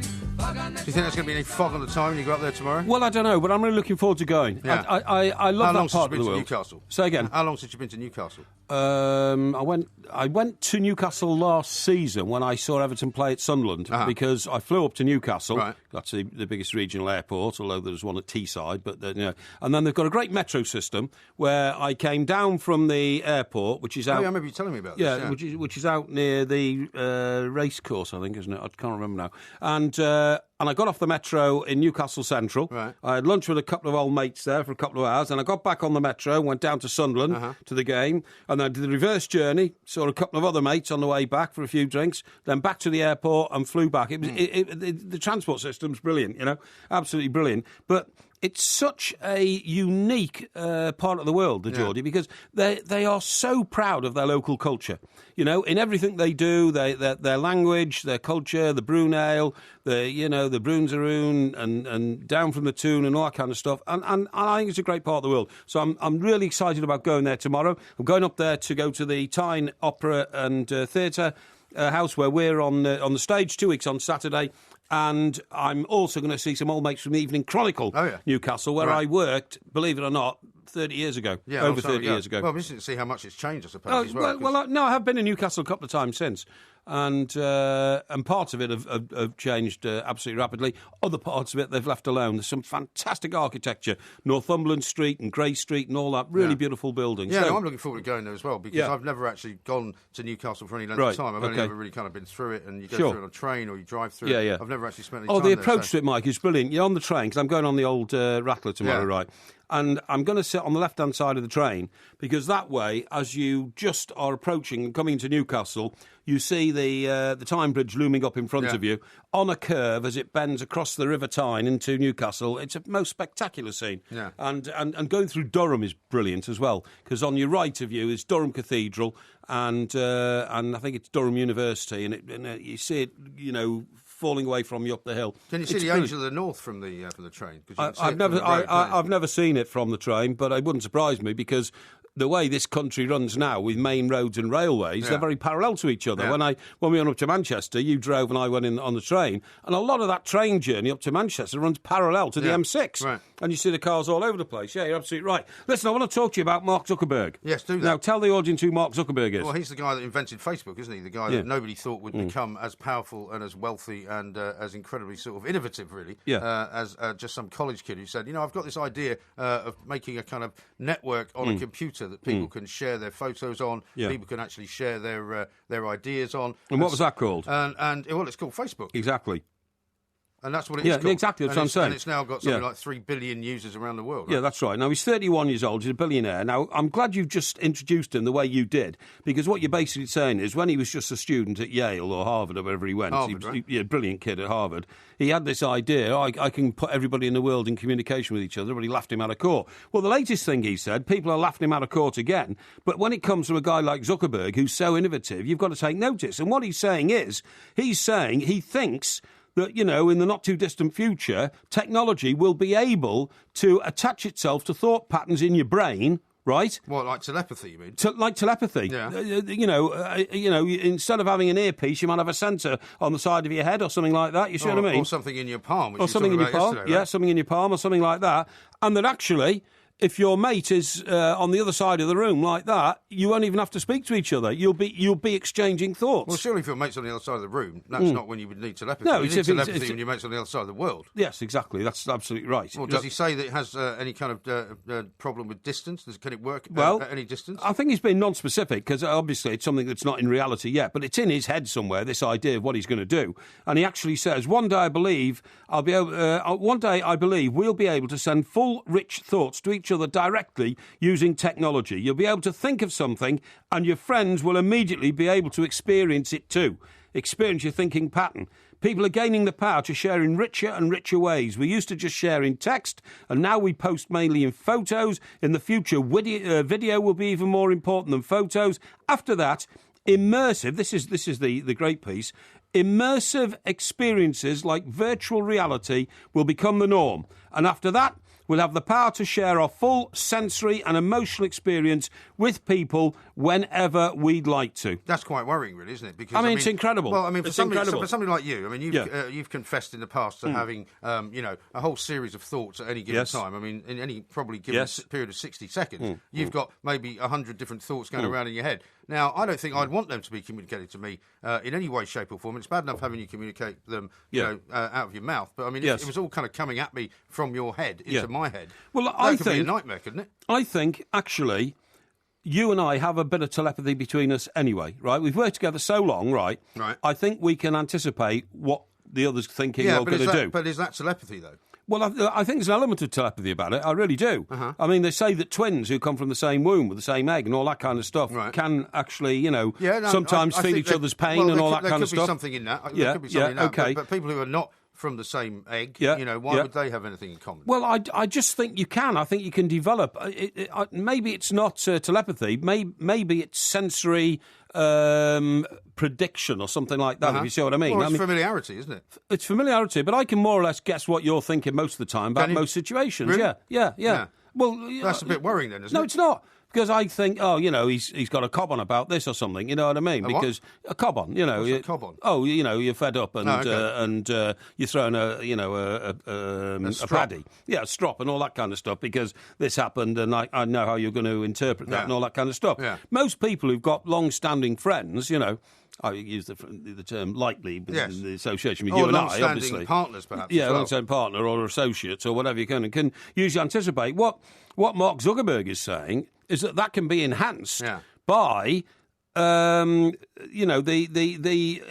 enhanced by electronic stimulation. Yeah. That's what he's saying. Well, that's the bit that I think is a bit more of a leap, isn't it? Because if you are going to try and communicate your thoughts to somebody perhaps who isn't that close to you and who is a distance away, how do you do it? And how do you kind of single out the particular thought that you want them to know about and keep the other thought that you don't want them to know about? Do you know what I mean? I mean, listen, he says here, even if you don't have the ability to... You didn't listen to it. I did listen to it. I did. But you're not going to answer the question. You're just going to read something out from there. But this is answering your question. Yeah, all right, then. This is go on to say what Mark Zuckerberg said as well. He says, even if you don't have the ability to travel somewhere or to be with someone in person, the goal is to help build a medium that will give you the ability to do all of these things. In the future, we'll probably still carry phones in our pockets, but I think we'll also have glasses.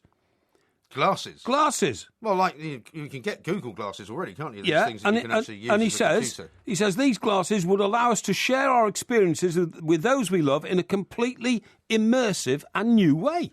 Now, the thing is, if you take that to its logical conclusion, does that mean, when this is all developed, that when you get a suspect now in a police station, there's a suspect sitting there, so instead of giving him the hard, the good cop, bad cop treatment, instead of taking a baton and battering a confession out of the bloke, do you just... cattle prod on him. Yeah, and the cattle prod around the genitalia and all that. Do you just actually just look into his eyes and, with the help of the sort of technology Mark Zuckerberg's talking about, read his mind? Well, that's the thing, isn't it? How do you read his mind? Well, how can you do that? And how can you just read the bit that you want to read? Or how do you get that one idea out when everything else is going on around it as well? If the guy is saying, I mustn't think about the person I've just bashed over the head by that cash machine outside, because if I do, the cops will know I'm thinking about it because of the sensory perception machine that they've attached to me. That's the way it's going to go. Yeah, maybe. That's the way it's going to go. Lie detectors now. But I mean, that would be terrible. That means that none of us will ever keep any secrets in our head again. Well, that would be terrible. That wouldn't be a good thing. Supposing you'd fallen out with your wife and you thought, I don't love her anymore. I don't know why I'm still living in this house. I'm going to go out and get a mistress. Yeah. And then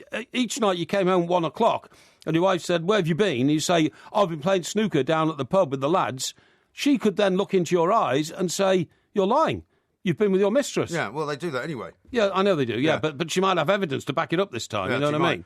Well, that's the other thing. I mean, if you're sitting on a train, for example, or on a plane with, as you suggest, the half-wits or the other people that you shouldn't be giving dimwits, that you shouldn't be giving the oxygen mask to. I mean, you don't really want your thoughts to be necessarily invaded by theirs. No. So there'd have to be some method that you'd come up with, which would be a filter system, so that your thoughts didn't go to people you didn't want them to go to, and other people's thoughts didn't go where you didn't want them to come in, as it were. You know what I mean? It's very, very interesting because, I mean, for people to say it's ridiculous is like people in the 18th century being told, "Oh, one of these days, if there's a battle going on in South America, you see this little glass box here. You'll be able to see it happening here. Right. A battle being a football match or something like that. Yeah. You'll be able to see it there, and people would have locked you up as being a lunatic asylum. Mean, people have said this before, but if you turned up, in the 1920s with an iPhone, and said, "Have a look at this. Look what it can do. It can take pictures. It can, do all these different, sums. It's got a calculator on it." You'd have been locked up. People would go, "You're some kind of witch." Yes, that's right. In the 12th century, if you'd have said, "Oh, one of these days you'll be able to get from Glasgow, where old William Wallace is going around bashing people up, to London in 1 hour," how could you do that? Oh, well, you could either fly or you could take a high-speed train. Again, you'd have been locked up, without a shadow of a doubt. Well, good luck getting there in an hour on the train. But you're right about the planes, though. You're right about the planes. And it's endless now, the possibilities about how communication will go in the future. Absolutely endless. And also, you're right, the fact that it's Zuckerberg saying it means that, it could happen, because he could invent something like that. Yeah. The next thing that will happen, by the way, and this will happen, I know because I already know how it's going to happen, is that the beam me up Scotty stuff from Star Trek. Yeah, can definitely happen. Do you know what you do? You break down your body into every one of its billions of molecules. Right. And one by one, you send them. I've told you this before, but I'll tell you again because it's true. You break them down, but how? But scientists will be able to break them down. Oh, okay.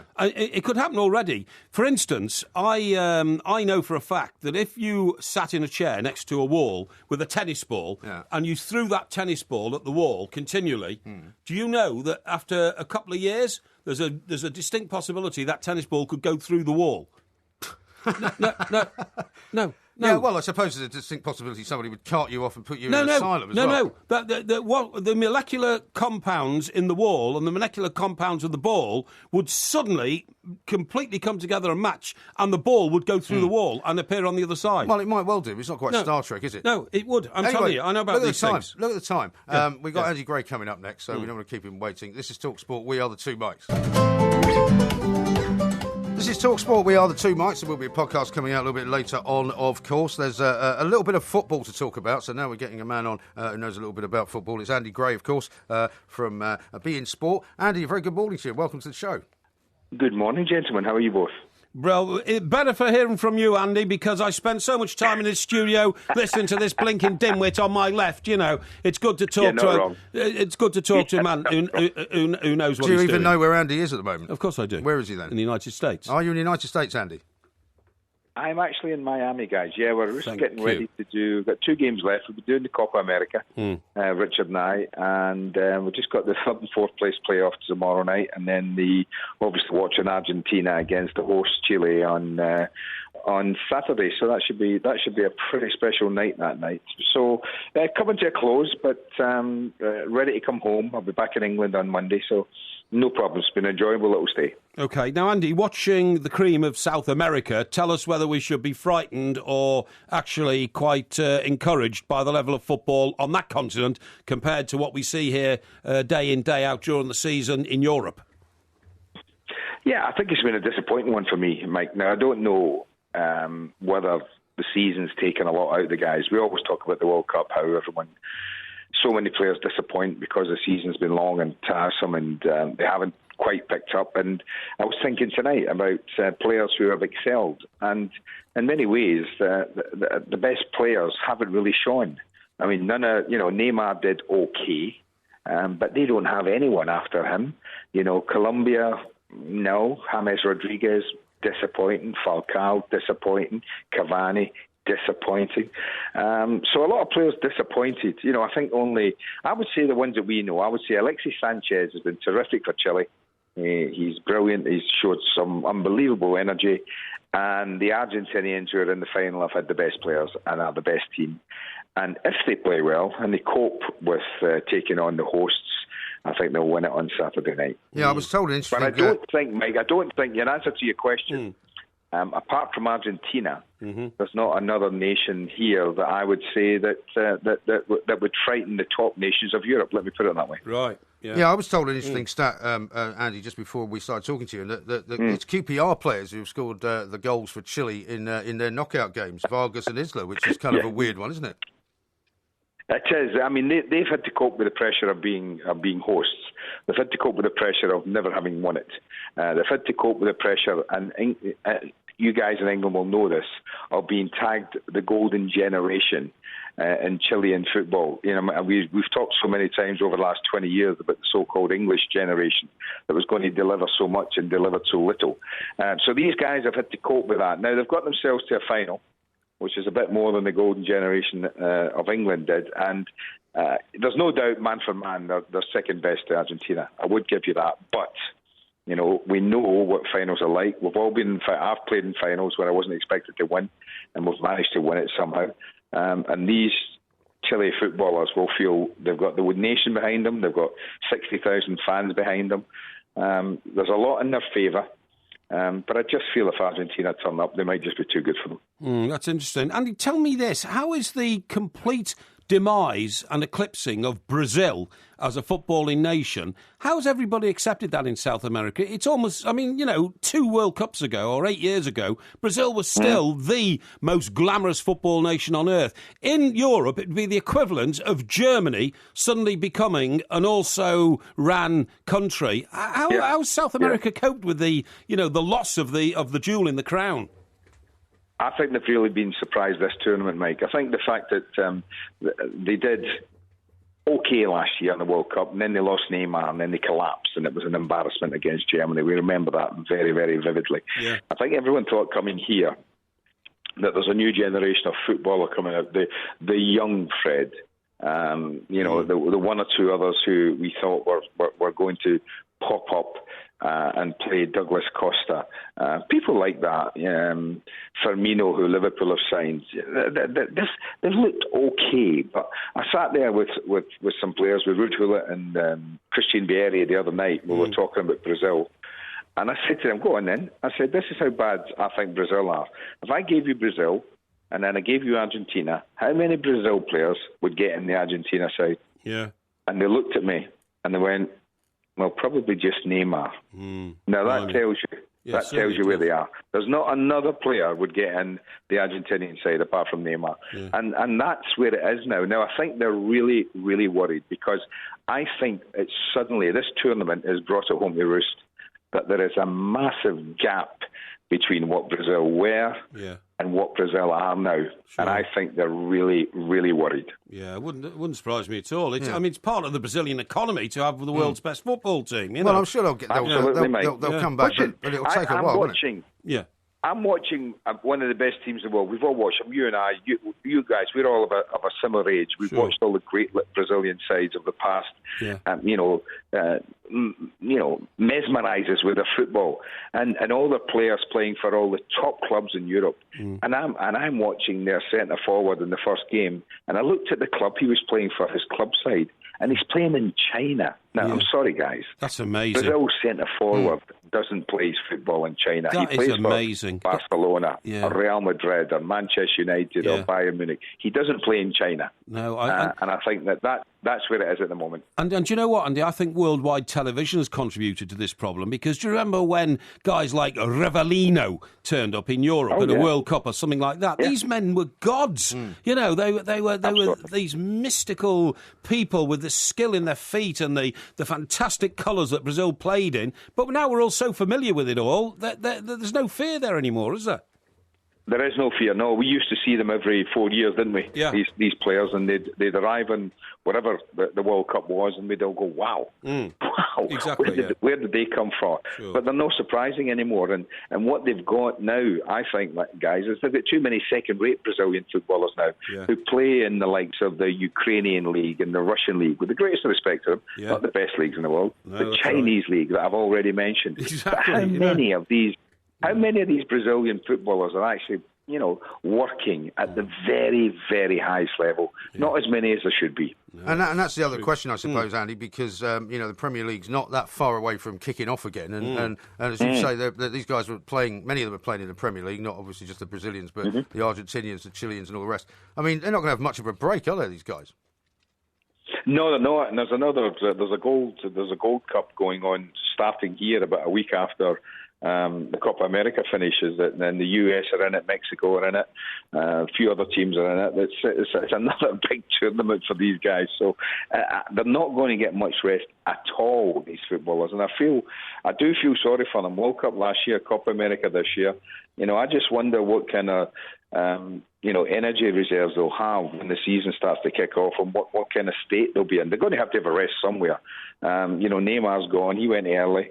Obviously being sent off, he's gone. He'll get a month off. But you look at the likes of Messi and Angel Di Maria and Sergio Aguero. I look at how many players are actually playing for British clubs, for English clubs, particularly in Argentina. There's so many of them, and they've not even been on holiday yet. They've got another massive game to come on Saturday. So we're going to be in the 4th of July, and none of these footballers will have had a day's rest. So. They're kicking off in a month's time, guys. We're kicking off at the 8th of August. So what are they going to do with Zabaleta, with Demichelis, with Aguero, with Angel Di Maria? What are they going to do with all these players who are playing, with British clubs? I really don't know. No, it's amazing that it's become a 12-month-a-year game. And finally, Andy, because you've been in the best part of the world to observe this at first hand, what do we think about the outcome of the Women's World Cup? Everybody's very excited back here in England about the way the girls did and the heartbreaking way they went out. How's it been met over there? Well, I'll tell you what, Mike, what it's like here. If there's an American team playing in a final or something, or they're getting close to the final or something, they're all over it. Exactly. And it's been a bit like that. They have been all over it. I mean, I saw a bit of the English girls game last night, and I have to say, I mean, I know what it's like for things to go wrong on a football pitch and for things to happen. But I really felt for Laura Bassett last night. Sure. I'm not joking. I watched it happen, and it was tragic for them. They've done ever so well. I think a lot of people here thought and were expecting England to play the US. I think that was the big, two great allies in many ways and so many things. Sure. And I think they were really excited because they thought England might beat Japan. And I did as well. I thought England were going to get to the final. Yeah. And it was such a heartbreak for the girls. It really, really was. But it's been great. They've loved it. They're getting record figures for women's football watching it. They're getting record crowds in Canada for it. It's been a huge success, but it's just a pity that the England girls came up a little bit short, but a tragic way it happened as well. It really was. I felt for us so badly. Yeah, I totally agree. It was awful. Totally you didn't totally agree yesterday. Andy, thank you so much for taking the time Andy, to talk to us. Thanks again, mate. Enjoy the rest of the weekend in Miami.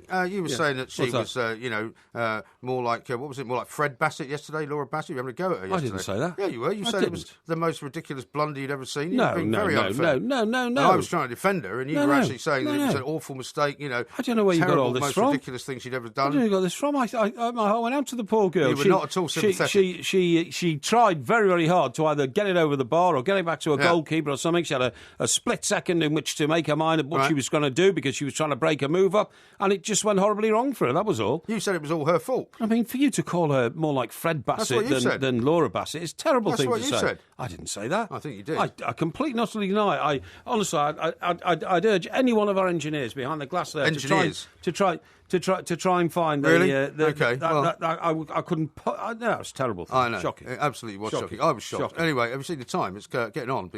If you love the Two Mics podcast, you'll love the live show. Weekday overnights from 1am on DAB Digital Radio and 1089 and 1053 AM and via the TalkSport app. TalkSport, your Premier League station with exclusive commentaries every weekend. What an absolute corker! TalkSport. To read you a couple of texts that have come in. Here's one from Keith, who says he's a Newcastle United fan. He says, Porky, if you're travelling on the train to Newcastle from the south, you need to be sitting on the right-hand side to get the best view as you enter Newcastle over the Tyne, not the left, as you said. I thought it was always the left. Well, maybe it's the left on the way out. No, it's not. I could have sworn for years I've been travelling up there on the train. But anyway, I'll take the advice of right. You might get a better view. I'll take the advice of a local man. Thank you very much indeed for that. Right, now then, a few coming in here, a few complimentary ones, obviously. Oh, I see. You see what? A gentleman called Tony has sent me the name of the person whose party you're going to. How has he sent you the name of the person whose party? Do you want me to reveal this? Well, I mean, he might not know whose party I'm going to. Oh, he does. He says, do you know old MG is attending? Whose party's attending? Then he gives the name. Uh-huh. Well, I haven't seen his tweet, so I don't know what name he's given. Well, but I'd rather he didn't give the name out because I've been asked not to reveal it. It's already been revealed, mate, in this tweet here. Right, anyway, Glenn... Well, you can ask me later. OK, Glenn says, throwing my tennis ball against the wall, it's not gone through yet. Ha, ha, ha, more madness from Porky. No, Glenn, I'm telling you, absolutely... now, a scientist told me this. The molecular structure of a wall and the molecular structure of a tennis ball, right, will one day meet. It might take 100 years, but if you you haven't really got 100 years to keep throwing the same tennis ball against the same wall. No, but what wall. I'm saying is it could also happen the first time you throw the tennis ball at the wall. The molecular structure of the tennis ball matches the molecular structure of the wall, really? And the tennis ball goes straight through the wall. Who was this scientist you heard this from? It was actually a scientist who did postgraduate science research at the University of the Trent. Was it? Yeah, when I was there as an undergraduate, OK? So this was one of the classes you actually bothered to attend? No. He stayed in the same digs as us. And by the way... Was this after a night out? You were telling me all this stuff? No. He was a Cambridge graduate. Was he? He'd already graduated in science at Cambridge University, and he'd come to the University of the Trent to do postgraduate work in scientific technology. And one night he told us all about this. He told us all about the molecular properties of matter. So you think he was just winding you up? No, of matter and mass and solidity. Right. And this is when he got a tennis ball out and he said, look, I'm throwing this against the wall. He said, don't be surprised if it goes straight through the wall. Yeah. He said, no, he didn't. No. But he said he said it probably wouldn't that night. He said, but if you sat it for 100 years, eventually, at some time, it would go through the wall. Well, if you knocked on a wall with a hammer for 100 years, it would probably fall down, but that's hardly proving anything, is it? No. It's the molecular compositions. Anyway, here we go. Another one here. Gaz says, oh, no, I can't face the prospect of being able to read Porky's mind. We would know what was in the locked room if we could do that. That's very true. Of course, there is no locked room. That's what you say. But and same chap says, right, 2 Mike's quiz coming up. Tonight, Porky will erupt with correct answers, but the usual gerrymandering will ruin his hard work. Everybody's onto you here, Mike. They're onto you about the way that you fiddle the quiz. Well, they really I haven't are. even seen the questions yet, so, I mean, what we can do, if you like, is I can give you the questions and you can study them, if you want, before the quiz actually takes place. Would you like to do that? What, study the questions? Yeah, would you like to study the questions? Well, it's not a quiz then, is it? Well, it is, but then you can have a look at the questions before you have to actually answer them. Well, that's not a quiz. Then I'd be able to research the answers, wouldn't I? Yeah, exactly. That would be cheating, wouldn't it? Yes, it would. But you don't want to be doing that. No, but you change. You keep changing the answers. Right, here we go. This is from rather strange named Twitterer. What is his name? Hobbits in my garden. Do you get tweets from him? No, that's Becky in New Zealand. Oh, is this a lady? Yeah, it is, okay. Yeah. Anyway, she says, this molecular transport device is great. Look at how Porky has re-molecularised his stunning face. Woo! Well, that's all nice. Thank you very much indeed. There we go. Right, so... Have you got any of these in any particular order? Well, they just come in because people like communicating with me. Oh, look at this. Becky sends me another one. She says, perfect for Porky. And she sent me the cover of a book. Number one, saying the point of my story is never leave home without a copy, and she sent me a book. It's called The Dimwit's Dictionary. The Dimwit's Dictionary. And it says the 5,000 most overused words in the English language, and she's saying that amongst them are the point of my story is, which she claims I say too often. Anyway, that's true. That song that we introduced this part of the show, yes. War and all that, do you know why we played that? I don't know why. I've just been reading a book on probably the greatest warrior and conqueror of all time. You've been reading a book? Yeah, who do you think that would be? Let's see, the greatest warrior, Alexander the Great. Well, everybody says that because he was 23 and he conquered the world, but that was the only bit of the world that was there at the time. No. What do you mean the only bit of the world that was there at the time? Well, that we knew about, you know what I mean? Genghis Khan. Well, did he conquer parts of the world that we didn't know about? Genghis Khan conquered nearly the whole world. Did he? Yeah, and he was a military hedonist, right? But he was also an incredibly military hedonist? Hedonist, What is that? Well... What's a military hedonist? It's a guy who is a soldier, but he practices hedonism. Right. See what I mean? Now, the point is, he was also a fantastic politician, and he managed to... He was the first, according to the historian who's written this book, who's a guy called...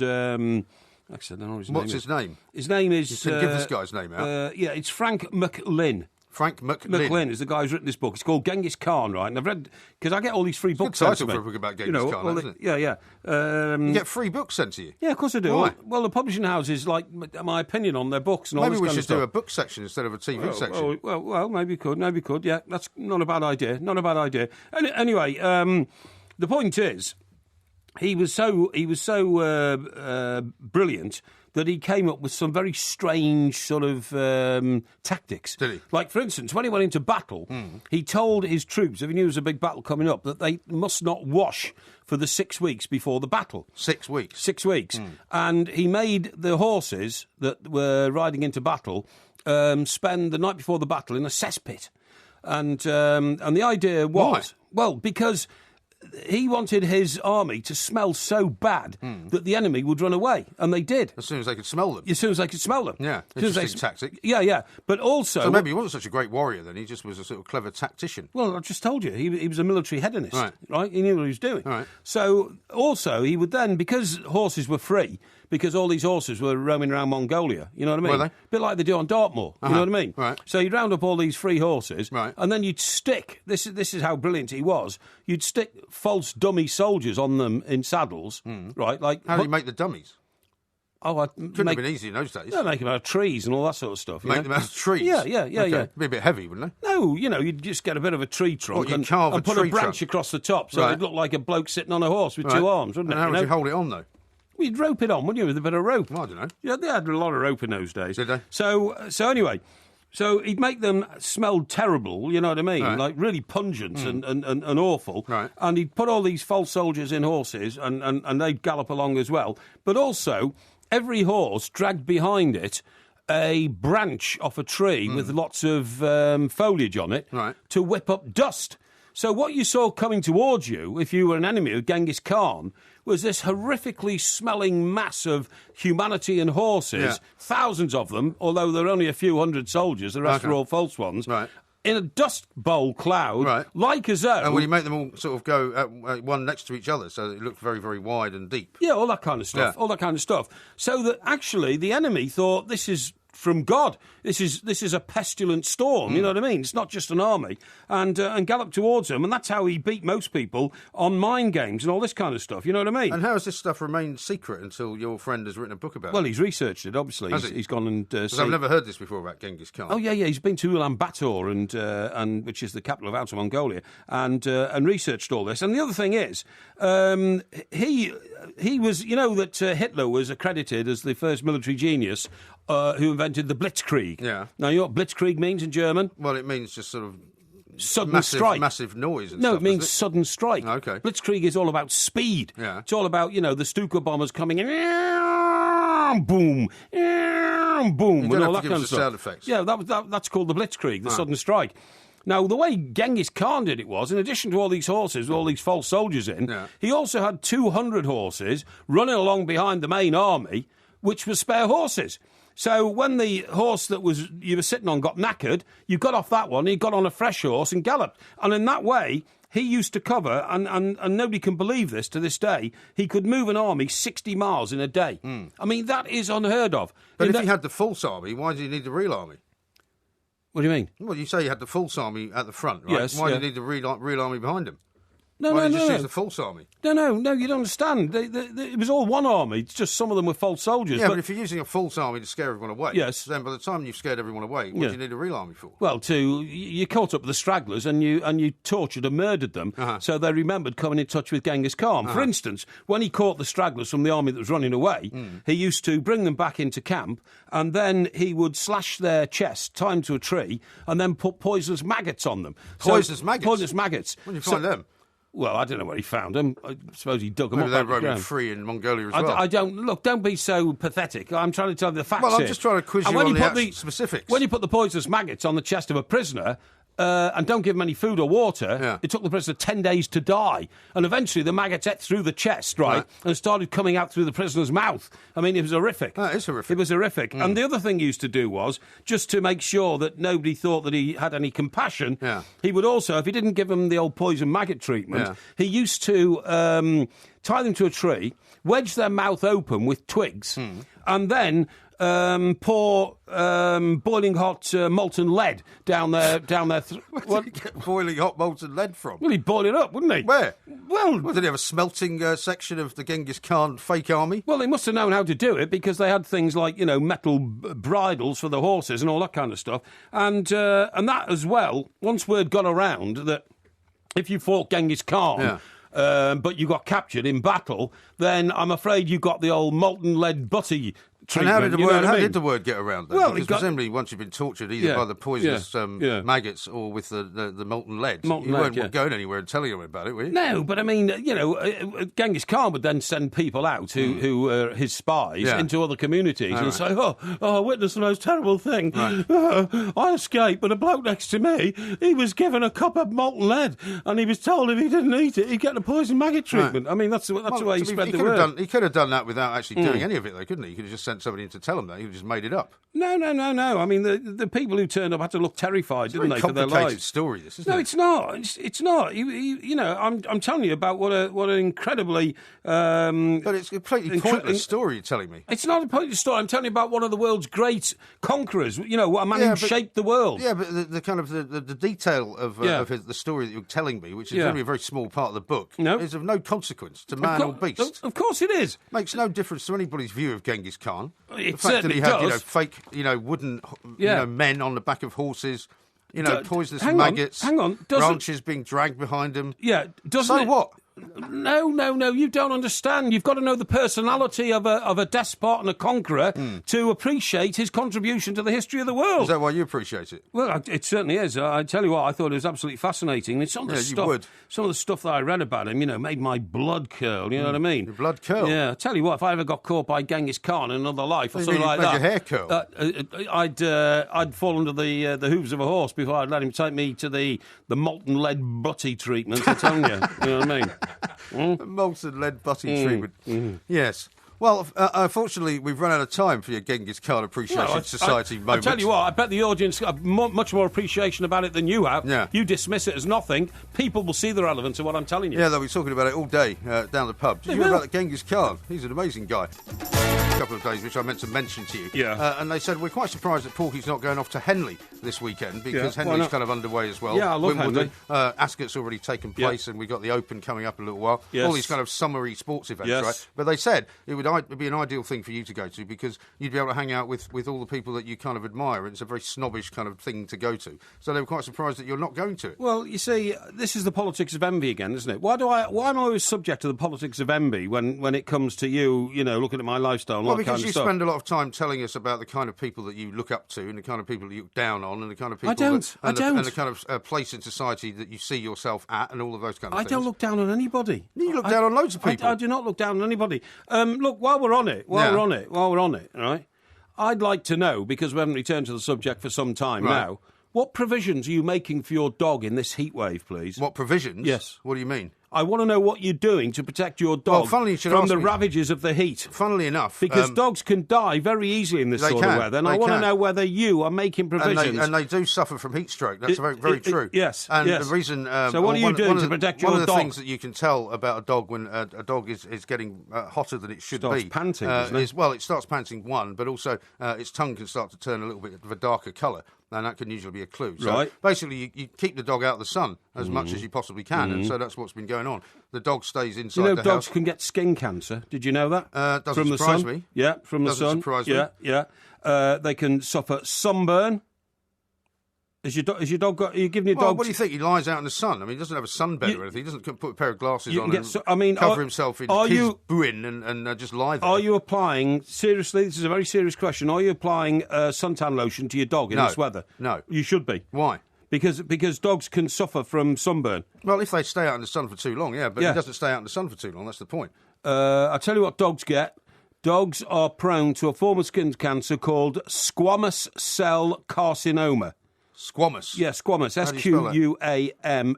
Squamous cell carcinoma with the ears, nose and paws. the areas of the body most likely to be attacked. Now, are you protecting those parts of the dog's body? Well, no, he's just not going out much in the sun. That's what I've told you. I'm sorry, but you are definitely a poor owner of a dog. Not true. No, you are. You're a neglectful owner of a dog. The other thing is...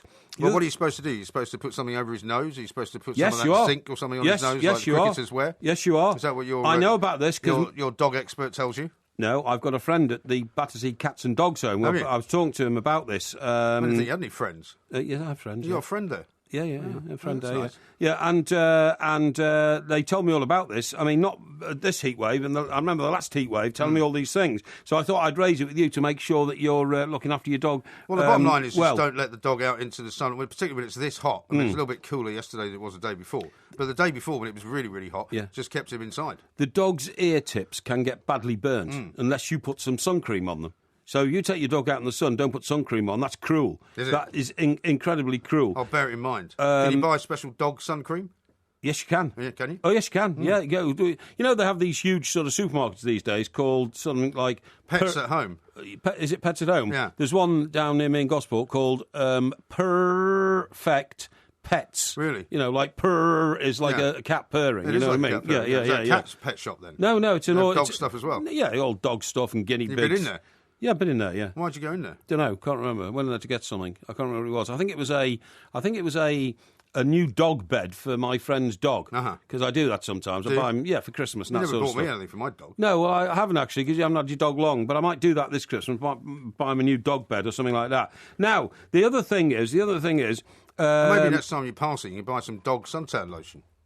Well, if I do, I tell you what, if I am passing a shop like that, I will, and I'll give it to you, so you can treat your dog. Right. The other. Do they have different factors like 30 and 50 and 10 or?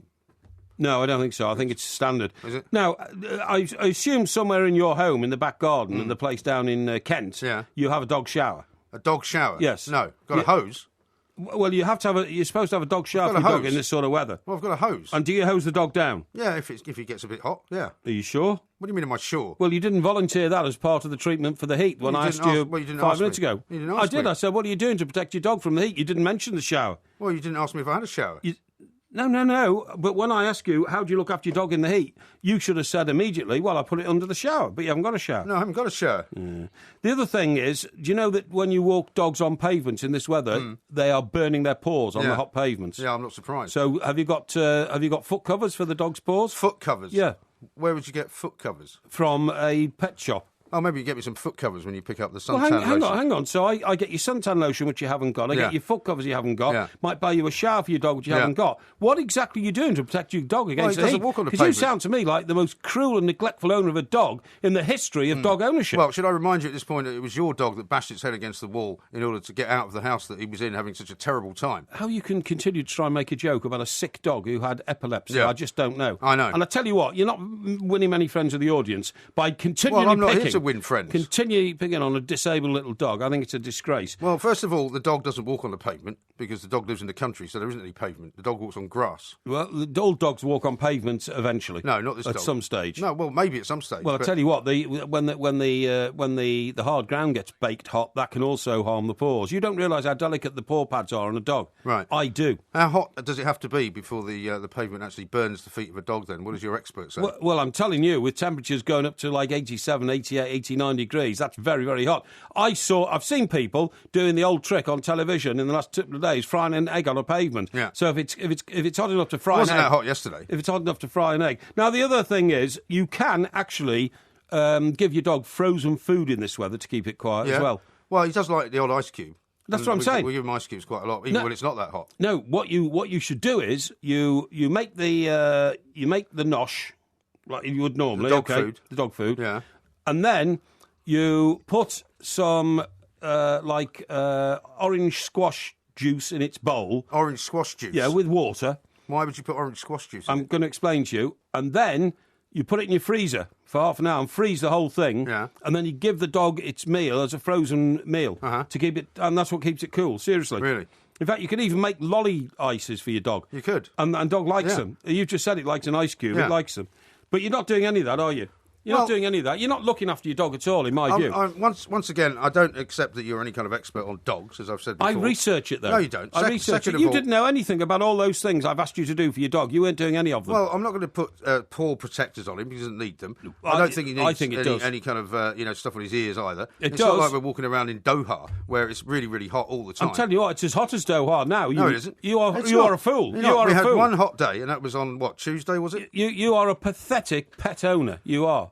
I'm telling you. Well, that's what you say. Yeah, I'm telling you, and it's the audience who'll make up their mind. Yeah. I have put the evidence and the facts in front of the audience that you are being extremely neglectful of your dog under harsh circumstances. What are you doing about it? Absolutely nothing. Absolutely nothing, mate, I think it's a disgrace. Yeah, well, you think it's a disgrace, but you don't offer to look after the dog when I go away on holiday. You don't offer to come down you never and asked me visit to. the dog. Well, because you've told me before that you couldn't do it. Well, it would be difficult under my physical circumstances. Your physical circumstances. Living in penthouses and things like that. I wouldn't want the dog to throw himself off my balcony, would I? Because that wouldn't be a good idea. No, exactly. That would be very cruel. Exactly, so that's what I'm saying. But my dog, I have to say, is one of the happiest dogs that you've ever seen in your life. Well, you say that, if you saw the nobody dog, else knows. If you saw the dog, which you never have, then you would obviously realise that. You've never brought the dog into work, so we're not able to meet the dog? No, I haven't brought the dog into work, because I think having him sit here for 5 hours listening to your ramblings would probably send him absolutely crazy. No, I'd be able to look after him in the time that I was outside the studio and you were in it, so there's not a problem there. I'm very kind to dogs, and dogs like me. Do they? I do have. Well, even the ones that you sort of chased away from your street by spraying ammonia on the trees. Well, if they want to make a mess of my street, then they're not a good dog. They're a bad dog. Right. And bad dogs have to be dealt with. It's as simple as that. Poisoned. No, not poison. No. Deterred. Deterred. I see. Deterred. That's the word. There are so many complications with your views on dogs. It's just ridiculous. Not at all. Anyway, very soon we're going to do the Porky quiz. Okay. Wimbledon coming up very, very shortly. Excellent. This is TalkSport. So I love my dog as much as I love you. You recognise that voice, I imagine? That was Cat Stevens. Yes. Also sing a song known about a dog. As he's changed his name to Yusuf Islam. Yusuf Islam, that's the guy, yeah. And he's opened a school in London and all that. But I have noticed recently, actually, funny enough, with Cat Stevens, he's come more back into the public persona. Yeah. I've actually seen him. Not performing in concerts and things, but I've seen him doing guest slots as a musician I've seen that on late night shows and that kind of stuff. Now, he said, in defence of somebody saying, isn't this a conflict with your religious interest, that, music and the pursuit of entertainment in this form is against your religious beliefs? Yeah. His answer to that is always, yes, but I need the royalties to fund my school. Right. Because he still gets, pretty high royalties from the success of the songs he wrote in the 70s and 80s. I think he released a new album actually not that long ago. I think that's why he's doing it. Yeah, I think you're right. But his albums, was it Tea for the Tillerman or something? Wasn't it? Tea for the Tillerman was one. That was one of his. And very well remembered. Yeah, and he had a fantastic hit record called Lady Darbanville, which was written about a former girlfriend. Yeah, My Lady Darbanville. Da, da, da, da, I don't remember that one. Why do you lie so still? Yeah, that was a great song. And Matthew and Son. Remember that one? No, don't remember that one either. Oh, it was, Don't sing that one now. Every morning at 8 o'clock, we're on the job, Matthew and Son, we've just begun. Morning is broken, he did, didn't he? Didn't he do that? Morning Don't sing that one as well. Why do you have to sing every single song I mention? Anyway, you brought him up, not me. And I just asked you if you recognised his voice. And it's interesting. It's interesting. Do you know why he turned to Islam, the Islam faith? Why? Well, obviously he believed in it, but he said he woke up one morning, reflected on the fact that he was serially cheating on his mates by having affairs with their wives. Was he? Yeah, and he felt he couldn't live with himself anymore. Read all this in a book, so it's not as if it hasn't been published before. And he decided he didn't want that way of life anymore. But I tell you what, that to me is absolutely astonishing. He had a hedonistic lifestyle. Yeah. Funny enough, we were talking about the hedonism of Genghis Khan. Yeah. Although you didn't mention anything about his hedonism, really. Yeah, well... I'm not sure I want to know about it, to be honest. Hedonism is excesses. But, Cat Stevens, for instance, would meet a new girlfriend, or meet a girl who was, really keen on him because he was a very good-looking and popular pop star, very successful, very talented man, and he was of Greek Cypriot origin.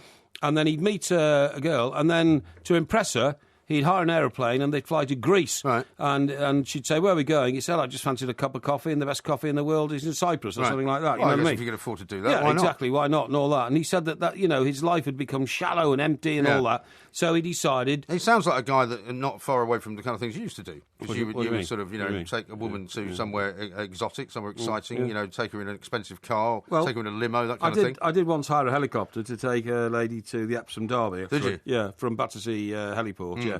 Not a very long journey there, actually. It's only about 7 or 8 minutes. It's quite expensive, though. Yeah, I bet it was. But anyway... You take her back in a helicopter as well? Yes, back to the heliport, yeah. Now, what I was going to say was, I can't imagine how you could go from enjoying that lifestyle I've just described, which is along the lines of what you and I like doing, right? Yeah. We like having a good time. We like going to the bars. I suppose, yeah. Like, you like drinking champagne. I don't drink champagne. I like a glass of wine, and I do like the company of beautiful women, obviously, which is not a problem, not difficulty for us, something like that, You have a certain role in life, and that what are you laughing at? Where are you going with this? Well, what I'm saying is, what I can't understand is how you can go from that, which is literally all the pleasures of the flesh, not literally, but I mean, that expression is about indulging yourself in the materialistic opportunities that the world gives you, to going to basically the life of a monk. Yeah, well, that's the whole point of the sacrifice, isn't it? That's the whole point of doing it. That's why people do it, because they want to say, well, this is not making me happy. It's very shallow, and I want to do something else. And that can happen to a lot of people in a lot of different ways. I have huge respect for a man who wakes up every morning thinking, no, I don't miss flying to Greece for a cup of coffee. I don't miss excessive alcohol. I don't miss the pleasure of a different lady every night or every couple of nights or every week or something like that. And you find an inner peace with something else. I've dedicated my life now to God or Allah, whichever expression is used for the people that you're worshipping or whatever. And you become completely contented with that form of life. Right. I've got huge respect for anybody who does that. Well, maybe you should try it. No, I couldn't do it. Why not? I would yearn for my previous life. I mean, everybody says, I think I'll go off and, become a Trappist monk and all that. That would be a novelty for about 36 hours. Yeah. And then the third Especially time... if it was one of those orders where you weren't supposed to speak. Exactly. That would be a struggle for you. The third time the Father Superior came and got you up at 2:30 in the morning to say the, prayers in the middle of the night, and then you had to walk 3 miles in the cold to the chapel and all that, say the prayers, walk back, and then you had, like, what was left of the peelings of a potato and a glass of water for breakfast. Yeah. And as you quite rightly say, no communication with people around you, and then back into your cell, which is what they call the rooms that monks sleep in, and spend 2 hours reading the Bible, another 2 hours rewriting it in Latin, and then you go out and do some more prayers. I mean, that life doesn't have any attraction to me at all. That doesn't appeal to me at all. Well, I don't suppose you'd have to make that decision at any point. But if you were very unhappy and you didn't like the fact that, your life seemed empty, the fact that, you didn't really have any purpose, the fact that you didn't really have anybody that made you feel particularly good about yourself, you might decide to make that decision at some stage. You might go, I'm looking for something to make me happy. But my life is full and enriched as it is. Well, if that's what you say, then that's fine. It is fullness and enrichment, and, what I like doing is giving to other people. Is that what you like doing? My if I was a monk, I wouldn't be able to give to other people. So, you give to God spiritually, but is that giving to other people? I'm not sure. Yeah. But I like to physically do things for other people, make other people's lives better. So what have you done for people today, then? What have I done for people today? In the last 24 hours, let me think. I know what I've done. I've bought 6 seats for a charity lunch. Have you? Yes, to support one of the local charities that I do. Okay, at £50 Who are you going each. to take to that, then? Well, I'm not sure. That's the difficulty, finding 6 people. Right. It is. You're not going to take me. You haven't asked me to go with you. No, you wouldn't want to go. Why wouldn't I? Well, because you wouldn't fit in. I wouldn't fit in. Why? No. Well, because it's full of nice people who like the charity and are empathetic and sympathetic to it. You're dismissive of charity. You think charity's weakness. I don't think charity's weakness at all. Oh, which charities do you contribute to, then? I prefer not to say. No, you don't contribute to charities. I do, actually, but I don't make a big thing of it. I think I'm going to reveal the name of the person to whose party you're going to on Saturday. Know the name? Yes, I do. No, you don't. I do. No, you don't. I've double-checked it. No, since I got the tweet from a very friendly and informative listener. I know where I don't understand why you're still going on about it. Well, I'm not going on about it. But yes, you are. That's about the 5th time you've mentioned it. No, I think it's wrong for you to have secrets from your listeners. It's not a secret. Part of the privilege of having a microphone to talk into is to share the more appealing things of your life with the audience. Is that right? And I think we'll do that before I leave here tonight. Okay. Well, if you want to unveil a few secrets about yourself first, that would be good. Well, there's no secrets to unveil. You don't have any secrets? No, none. What's in a locked room for a start? There is no locked room. How old are you? Sorry? How old are you? Well, everybody knows how old I am. No, they don't. Everybody's just got to look on Wikipedia or anything else. You're saying that's correct? I'm not saying it's correct, it's wrong, or right, or anything else. Well, surely you're keeping something from the audience. No, I'm not. I'm not keeping anything from the audience. You're not being frank with them. No, I'm not. Not at all. Not at all. I mean, how many cigarettes do you smoke a day? Well, about 20 or 25 or 30. See, you're being ingenuous, aren't you? You're being disingenuous. No, totally disingenuous, for goodness sake. I'm quite happy to tell you how many cigarettes I smoke. No. But you seem to have trouble giving away secrets. No, it's not relevant. Now, listen, what I wanted to talk to you about was middle-aged, because I'm, Because you're middle-aged. No, I'd say we're on the early throes of middle age. You and I both. Why can't you admit you're middle-aged? Well, okay, approaching middle age then. Approaching middle age. But it's the new phenomenon, and it's the middle-aged. What do you call it? I don't know. Middle-aged what? This disease that you get, not disease. What's it called? Hay fever, right? Middle-aged hay fever. Middle-aged hay fever. It's getting loads of people. I thought it was just me. I thought for about the last 3 weeks, I've got a cold coming on. Yeah. Well, anyway, I looked at my medical journals only this morning to find that there's a hay fever apocalypse. That's the way it's described amongst those approaching middle age. And why is that? Puffy-eyed, sniffling, sneezing. Don't worry, you haven't got pneumonia. You are part of the hay fever apocalypse. Nobody knows.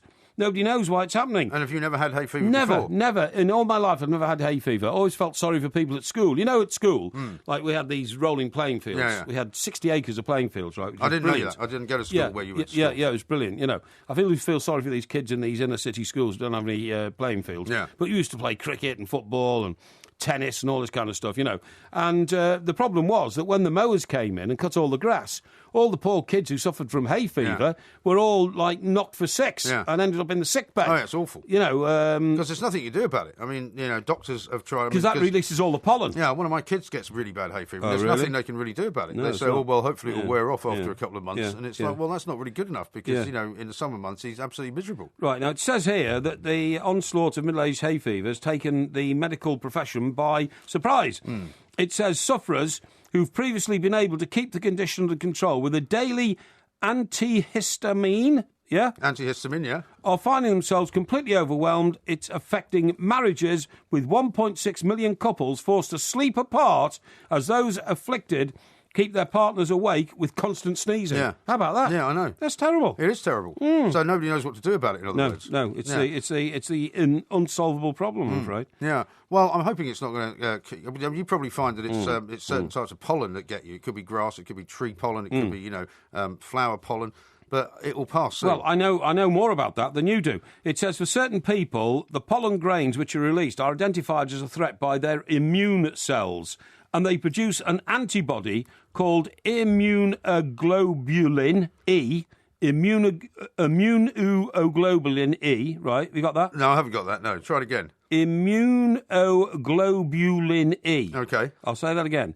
Immunoglobulin E, right, which attacks you. Okay? Right. So you don't want to be attacked by the immunoglobulin E, because otherwise you'd be sniffing and sneezing all night long. This, in turn, triggers the release of the chemical histamine into the bloodstream. That's why you take antihistamine. That's right, absolutely right. It causes symptoms such as blocked and runny nose, itchy eyes, wheezing, and even wheals on the skin. And this is from contact with grass. Now, this year's a particularly bad year. Not only are symptoms getting worse, but more and more of us are being affected. It's estimated that the number of sufferers will reach 20 million this summer.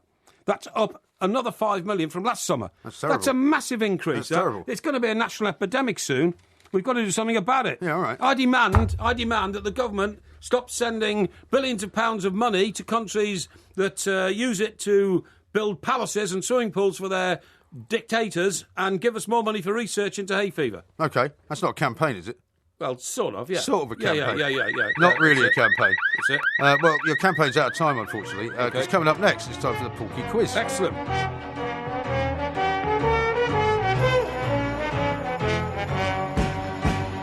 Underground, overground, wombling free. The wombles of Wimbledon, common are we.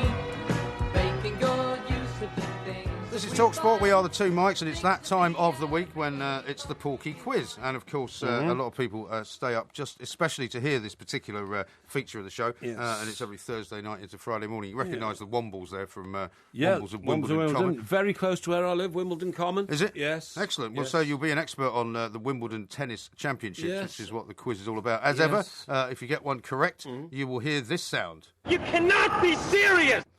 If you get one wrong, you'll hear this sound. You're the most corrupt official in the game. Okay, that's fine. You happy with that? Yeah, absolutely that was, happy. Jeff Tarango, I think. You'll be hearing the first one a lot more than the second, okay. believe me. Yep. Well, can you, first of all, answer question number one then? Are you ready? Yeah. When was the first ever Wimbledon tournament? First ever Wimbledon tournament. Do you mean the year? Yeah. Just thinking aloud. I think the All England Tennis Club was formed in 1863 because that was the same year that the FA drew up their first rule book. But the first Wimbledon tournament didn't take place, I believe, until 1877. Correct. Thank you. Cannot be serious! Thank you. I should point out at this stage that we haven't checked for any kind of devices, any kind of notes or anything like that. There's nothing here. So you've got one out of one. Excuse me. Question number two. Yes. How many times did Fred Perry win Wimbledon? Fred Perry won it. Fred Perry. I think he won it now, thinking aloud here, I think he won it in 3 consecutive years. So I'm going to say 3 times. Correct. You cannot be serious! Hey. 2 out of 2. Now, this is where the gerrymandering will start now. This is where you start now, if I asked you questions. to move seats now, what would you do? Move seats. You're not looking at any pieces of paper anywhere. Take it all away if you want. No, I don't want to do that. Yeah. Question number 3. Yeah. How many seats were destroyed when a Nazi bomb hit the site during World War II? That's a stupid question.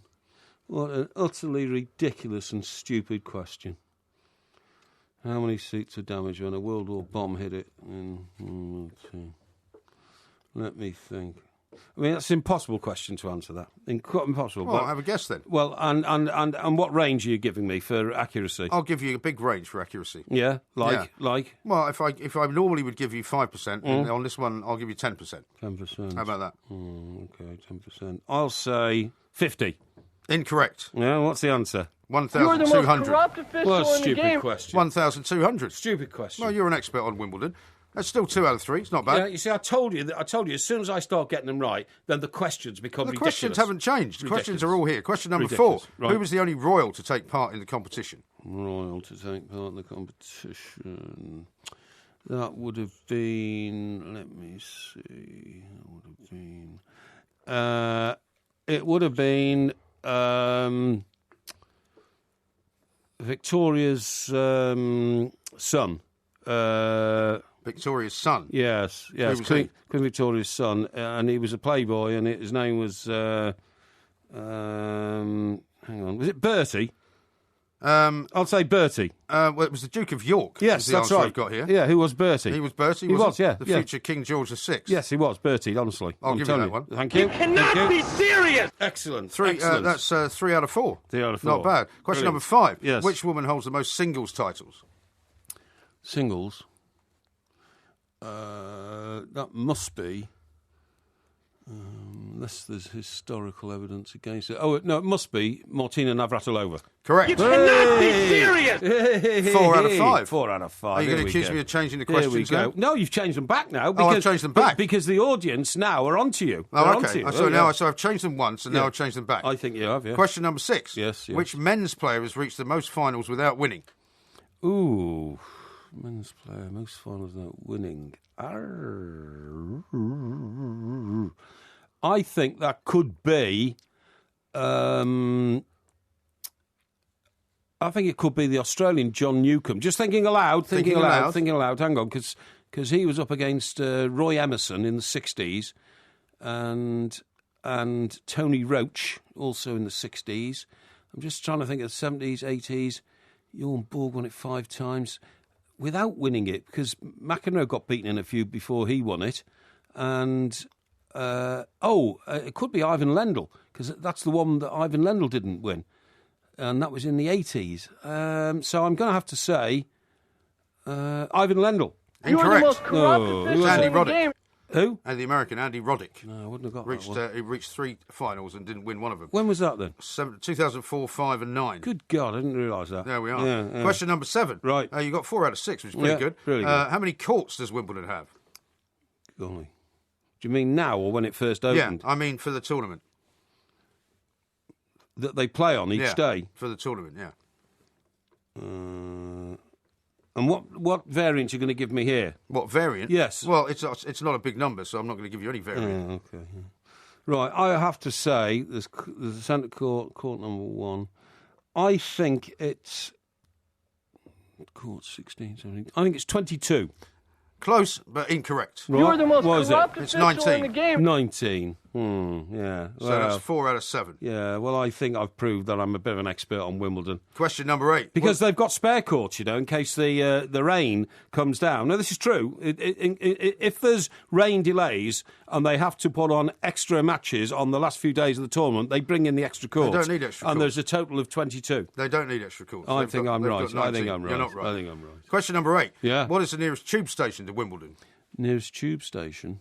You'll know that as an expert going to Wimbledon all the time on the tube, won't you? Yes. Well, I think it must be Wimbledon. Let me just think. Oh, no, hang on. Wimbledon, Rains Park. Is it Rains Park? That's up that way. Is it... I'm thinking aloud. Just thinking aloud. Rains Park. Or if you go... no. You can go up Chiswick High Street and you can go over the bridge. And then, yes, I think it's Rains Park. Incorrect. Oh, no. You're the What most is it? corrupt It's official in Southfields. the game. Everybody goes to Wimbledon knows it's Southfields. You probably never go by tube, though, do you? No, I don't go by tube. That's no. 4 out of 8. No. A bit more like it. No. Who directed the famous Wimbledon movie starring Kirsten Dunst? It wasn't a famous movie. Yeah, it was. No, it wasn't. Very famous movie. No, it wasn't. Kirsten Dunst was in it. Kirsten Dunst. Is that a man or a woman? It's a woman. A woman. Let me see. Let me see. You see, you've changed the questions again. I haven't changed Of course them. you have. I'm Changed looking at all the questions in front of me. Ridiculous. Question number 9. Who directed the Wimbledon movie starring Kirsten Dunst? Okay. I'd have to say... I don't know the names of any film directors, actually. Let me just think. Is it Jeff somebody? Just thinking aloud. Could be Jeff somebody. Could be Jeff. No, I tell you it might be. Might be the guy who was in Happy Days, who did Apollo 13. What, the Fonz? The Fonz. Yeah. Do you mean Ron Howard? Ron Howard. Yeah, that's right. Is that your answer? No, because I'm thinking aloud. What was his name as the character in Happy Days? It was Cunningham. That's right. No, it's not him. I think it's the Jeff fella. The Jeff fella? Yeah, but I can't Jeff remember. Jeff Bridges? No, not Jeff Bridges. Jeff Goldblum? Jeff Goldblum sounds like it could be. No, I'm going to say... I don't know the names of any film directors. I'll have to hurry you. Okay, I tell you it could be. Could be the guy who did Smoking Barrels. Smoking Barrels? Yeah, you know what I'm talking about. The guy who married Madonna. Yes. Yeah, I'll say him. You'll say him? Yeah. You didn't remember his name? Yeah, his name is Guy. Guy Ritchie. Guy Ritchie. Incorrect. You're the most corrupt official in the game. It was Richard Longcrane. Well, I've never heard of him. Yeah, well, you haven't heard of a lot of directors, question. as you say. What's that got to do with Wimbledon? 4 out of 9. Nothing. You see, change all the questions again. Question number 10. Final question. You could get 5. Yeah. How much did it cost to install a roof on centre court? The roof on centre court cost... I'll give you 10% on this one. That cost £2.1 million. 2.1 million? Yes. Incorrect. You're the most How much corrupt was it? official Cost in the game. £100 million. What? £100 million. 100 You million? can't build anything for £2 million quid. That's the wrong question, that. That's the wrong question? Yeah, wrong question. Well, you did okay. You got 4 out of 10. No, I didn't. No, which is one more than I thought you'd get. No, you see, I've done extremely well in the first half of the quiz, and then you change all the questions. And then the audience sussed you, so you thought, I better change them back. So I haven't changed any questions. One They're more all here normal in front of me. question, and then they all go bizarre again. There were hardly any questions there about, the real Wimbledon. Who the champions were, when they won them, what years were they. All stupid questions about World War II bombs. Stupid questions about films made about Wimbledon. Stupid questions about Do you mean there weren't any questions on all the stuff you had notes number on? of courts. I haven't got any notes on anything. This is my experience of watching Wimbledon over the years. How do you know Fred Perry won it 3 times? Because I know. Because I know. You didn't watch that, did you? It was in the 30s. I listen to the commentators and they say, this didn't happen since Fred Perry and all that kind of stuff. It's ingrained into my head. No, I'm sorry, but once again, I've been gerrymandered. 4 out of 10. I think you've done rather well. No, I've been stitched up. I tell you what, I nearly got 5, 6, 7 out of 10 with those answers. I'm telling you, I was very, very close. Yeah, very close, but you were know, wrong. To ask the name of a film director in a quiz about the biggest sporting competition in this country at the moment is just ludicrous nonsense. And it's garbage. If you paid attention to Twitter... I might go on strike for these quizzes. If you paid attention to Twitter, you might have known that question was going to come up. Because a couple of people said, I bet he asked a question about the Wimbledon movie. That should have been part of your research. And then you'd accuse me of cheating. No, So that's why I didn't pick up my phone. No, I wouldn't. No, I'm sorry. not talking about now. I'm very unhappy before. I'm getting increasingly unhappy about it. You're getting unhappy about it. Yeah, I am. 4 out of 10 for the Porky quiz. We've got lots more to do, and there's more coming up next. This is TalkSport. We are the Two Mics. There will be a podcast coming out around about 5 hours from now, probably on iTunes, and it's also available on Android as well.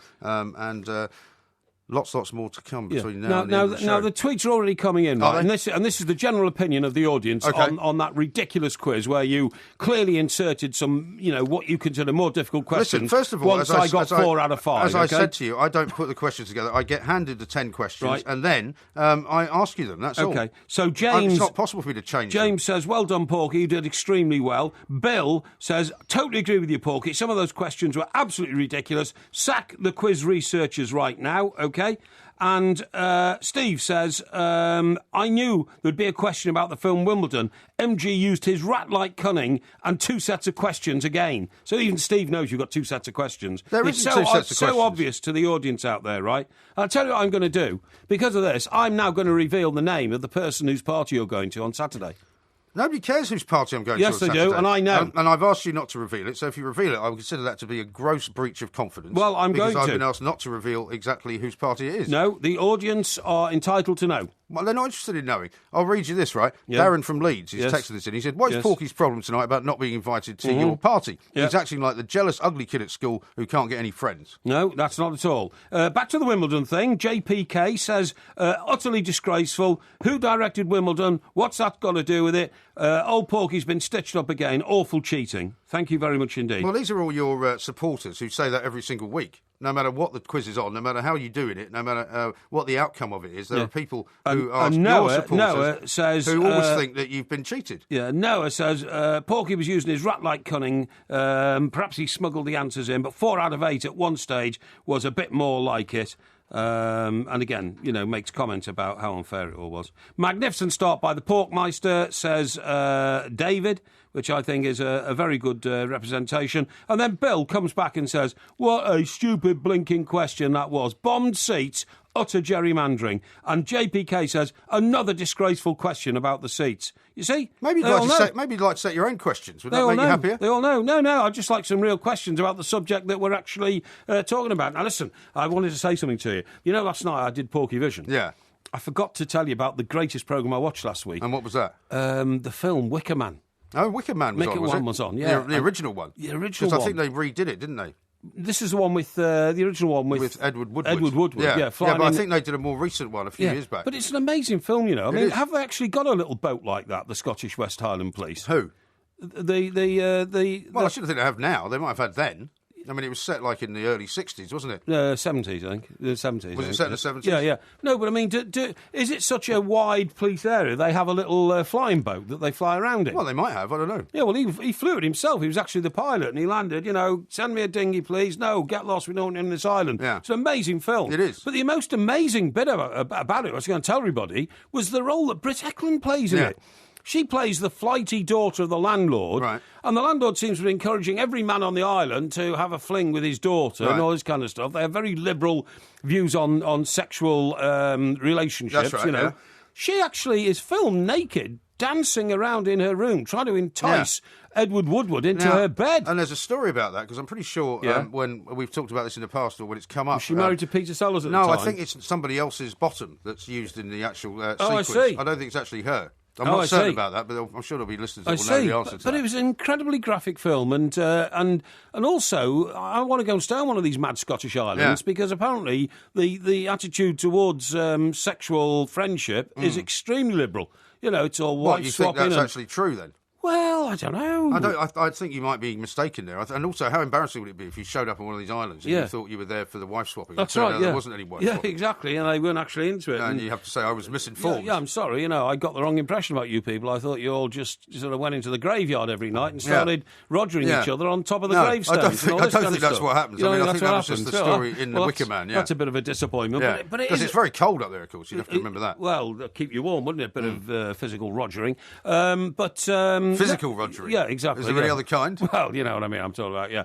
But an amazing film. And you know what? It's not a film about sort of madmen or nuttiness and all that. It's a film about the battle between good and evil. Yeah. You know that? Right. Because he's a Christian who said to Britt Eklund, I'm engaged and I do not believe in sexual relationships I do not wish to be before tempted. marriage. Right. Yeah. So this guy is like a relic of the past who didn't want to have any sex before he got married. I mean, he must be the only man in Britain who thinks like that anymore, or did in the 70s. Perhaps in the 70s, because the 60s were so promiscuous. Everybody was at the old Rumpy Pompy, weren't they? 24 hours a day. I guess so. I was only a child at that time. Yeah, so well, I can't you can tell. myself. You can tell from reading about the 60s. I'm telling you, the swinging 60s. John from Durham says, do a quiz next week on the Wicker Man.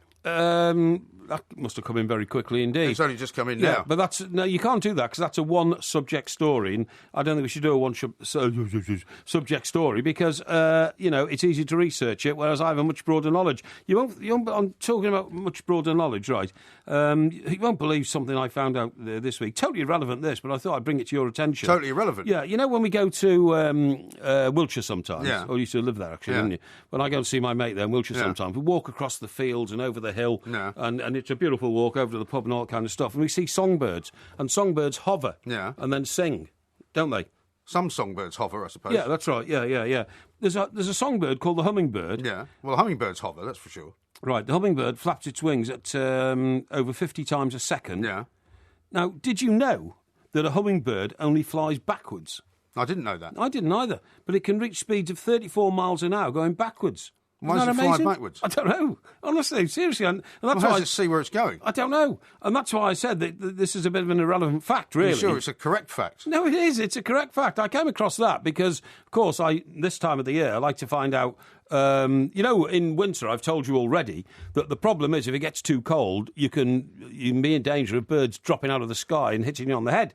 They literally die of the cold in mid-flight. That's never happened to me. Well, it can happen. I've never seen a bird dropping out of the sky. No, seriously, it gets so cold, and of course, the higher you go, the colder it gets. Yeah. And birds are high up when they fly, and if they fly at too high a temperature, suddenly they can have the bird equivalent of a heart attack, boom, and bang, they hit you like a Are you sure this is not just the case bomb. that hummingbirds can fly backwards if they wish, but they can also fly forwards? No, they appear to fly backwards all the time. No, I don't think that's true. No, so anyway, because I have birds which flit around in the roof garden and all that, I wanted to find out, what you do to help them in the summer. Yeah. Do you put water out or do they need glucose and all that kind of stuff? So I was doing a bit of research, seriously, this afternoon to think, get a bit of food for them and this kind of stuff, bit of water, whatever they want, bit of milk maybe. Maybe they like a bit of milk. Yeah, birds do they like a bit milk? of milk.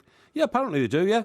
Where have you read that from then? Well, as I said, I was doing the research this afternoon. Oh, okay. But also I found out about these hummingbirds. Amazing. I mean, it honestly, the world of nature around you never, ever fails to inspire me. It really does. And I think, that song that Louis Armstrong sung, and I say to myself, what a wonderful world. I mean, that's how I feel. Well, if you'd seen a hummingbird in Surrey, you'd be doing well, wouldn't you? Because I don't think they're native to this part of the world, are they? Well, I think you might have a chance of seeing them on, like, the Epsom Downs area of Surrey. You know what I mean? Yeah, I think so. There's a lot of woods around there, like Banstead Woods and all that. So you might get a few of them there. But from my memory of Wiltshire and being there with my mate, and they look so beautiful, these little birds. They hover like helicopters, miniature helicopters. But you've never seen one flying backwards, though. Well, I suppose if a hummingbird went past you at 34 miles an hour, backwards. It would. Well, no, it'd be very difficult to tell whether it was going forwards or backwards, wouldn't it? Well, surely it wouldn't be difficult to tell because its head would be at the back. Yeah, but they're so small and they move so fast and they're way up in the air above you. It'd be very difficult to tell whether they were going forwards or backwards. I can't see what the point of flying backwards would be, though. Why would they want to fly backwards? I don't know. They wouldn't be able to see where they were going. No, but it must be something intrinsic in their nature, in their makeup, and in their what's the word I'm looking for? The bird equivalent of their anthropological history. Right, their DNA. Yeah, even. well, I don't think it's DNA, but, you know, the anthropology of birds may have something to explain about it. I don't know. Maybe it's a defensive thing. Maybe, you know, they've had a history of being attacked by avoid predators, yeah. Yeah, exactly, and all that kind of stuff. So it could be something to do with that. But anyway, there we go. Right, now we're getting very near the end of the show. We are. I think I have a duty to reveal to our listeners whose party you're going to. So I'm going to say the name. Well, you may be wrong, though. No, I'm not wrong. How do you know you're not wrong? Because I've checked and double-checked, and I've had more than one communication now. I believe you're going to the party of a man who you've worked with before. Uh-huh. Yes? That's true. Right. Who became an extremely successful TV personality. Uh-huh. After being on some of these, celebrity shows as a judge. Uh-huh. Right? Yeah. Who edited one of the biggest newspapers in this country. Uh-huh.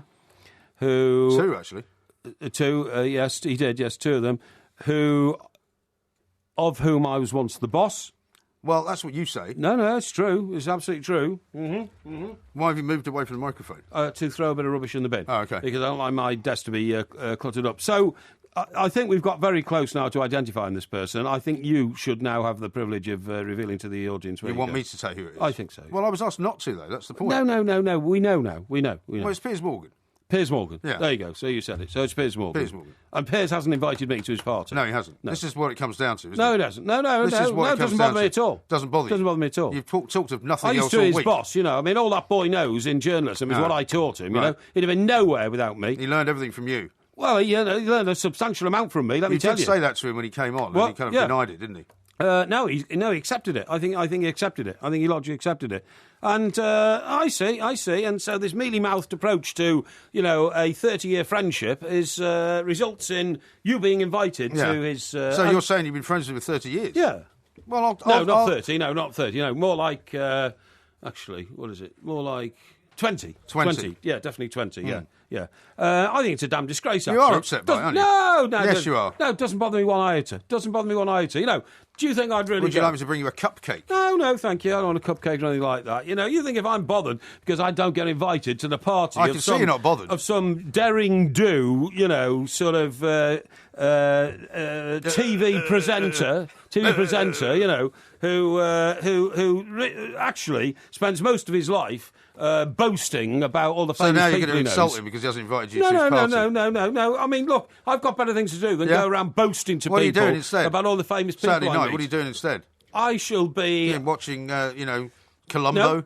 No. I should be writing my report on my investigative journey to Newcastle. Writing your report? Why are people sniggering in the studio? I don't understand what's going on. Because I decide to work rather than go out and dress up like a clown and get bladdered. Or you could just stand on your roof guard and see if you see any hummingbirds flying backwards. Maybe you could do that. That's a good way to spend a Saturday night. You see, put some milk out for them. That's the only. They'll be flocking to it. It's the only way you can respond, isn't it? You know, try and belittle me in a fashion which I'm not going to respond to be honest. You know, just said you go off and enjoy your party. I will. You go off and enjoy your party and don't even worry about it. I won't be worried about it. When we get back together again, work next week. You know, if I choose to come back into this studio after you've been flaunting yourself in front of all these sort of non-famous people who just happen to grease up to Piers Morgan because they think he's famous because he's on television, that doesn't bother me. I know it doesn't. That doesn't. I wouldn't. Would you like me to bring you back a signed picture?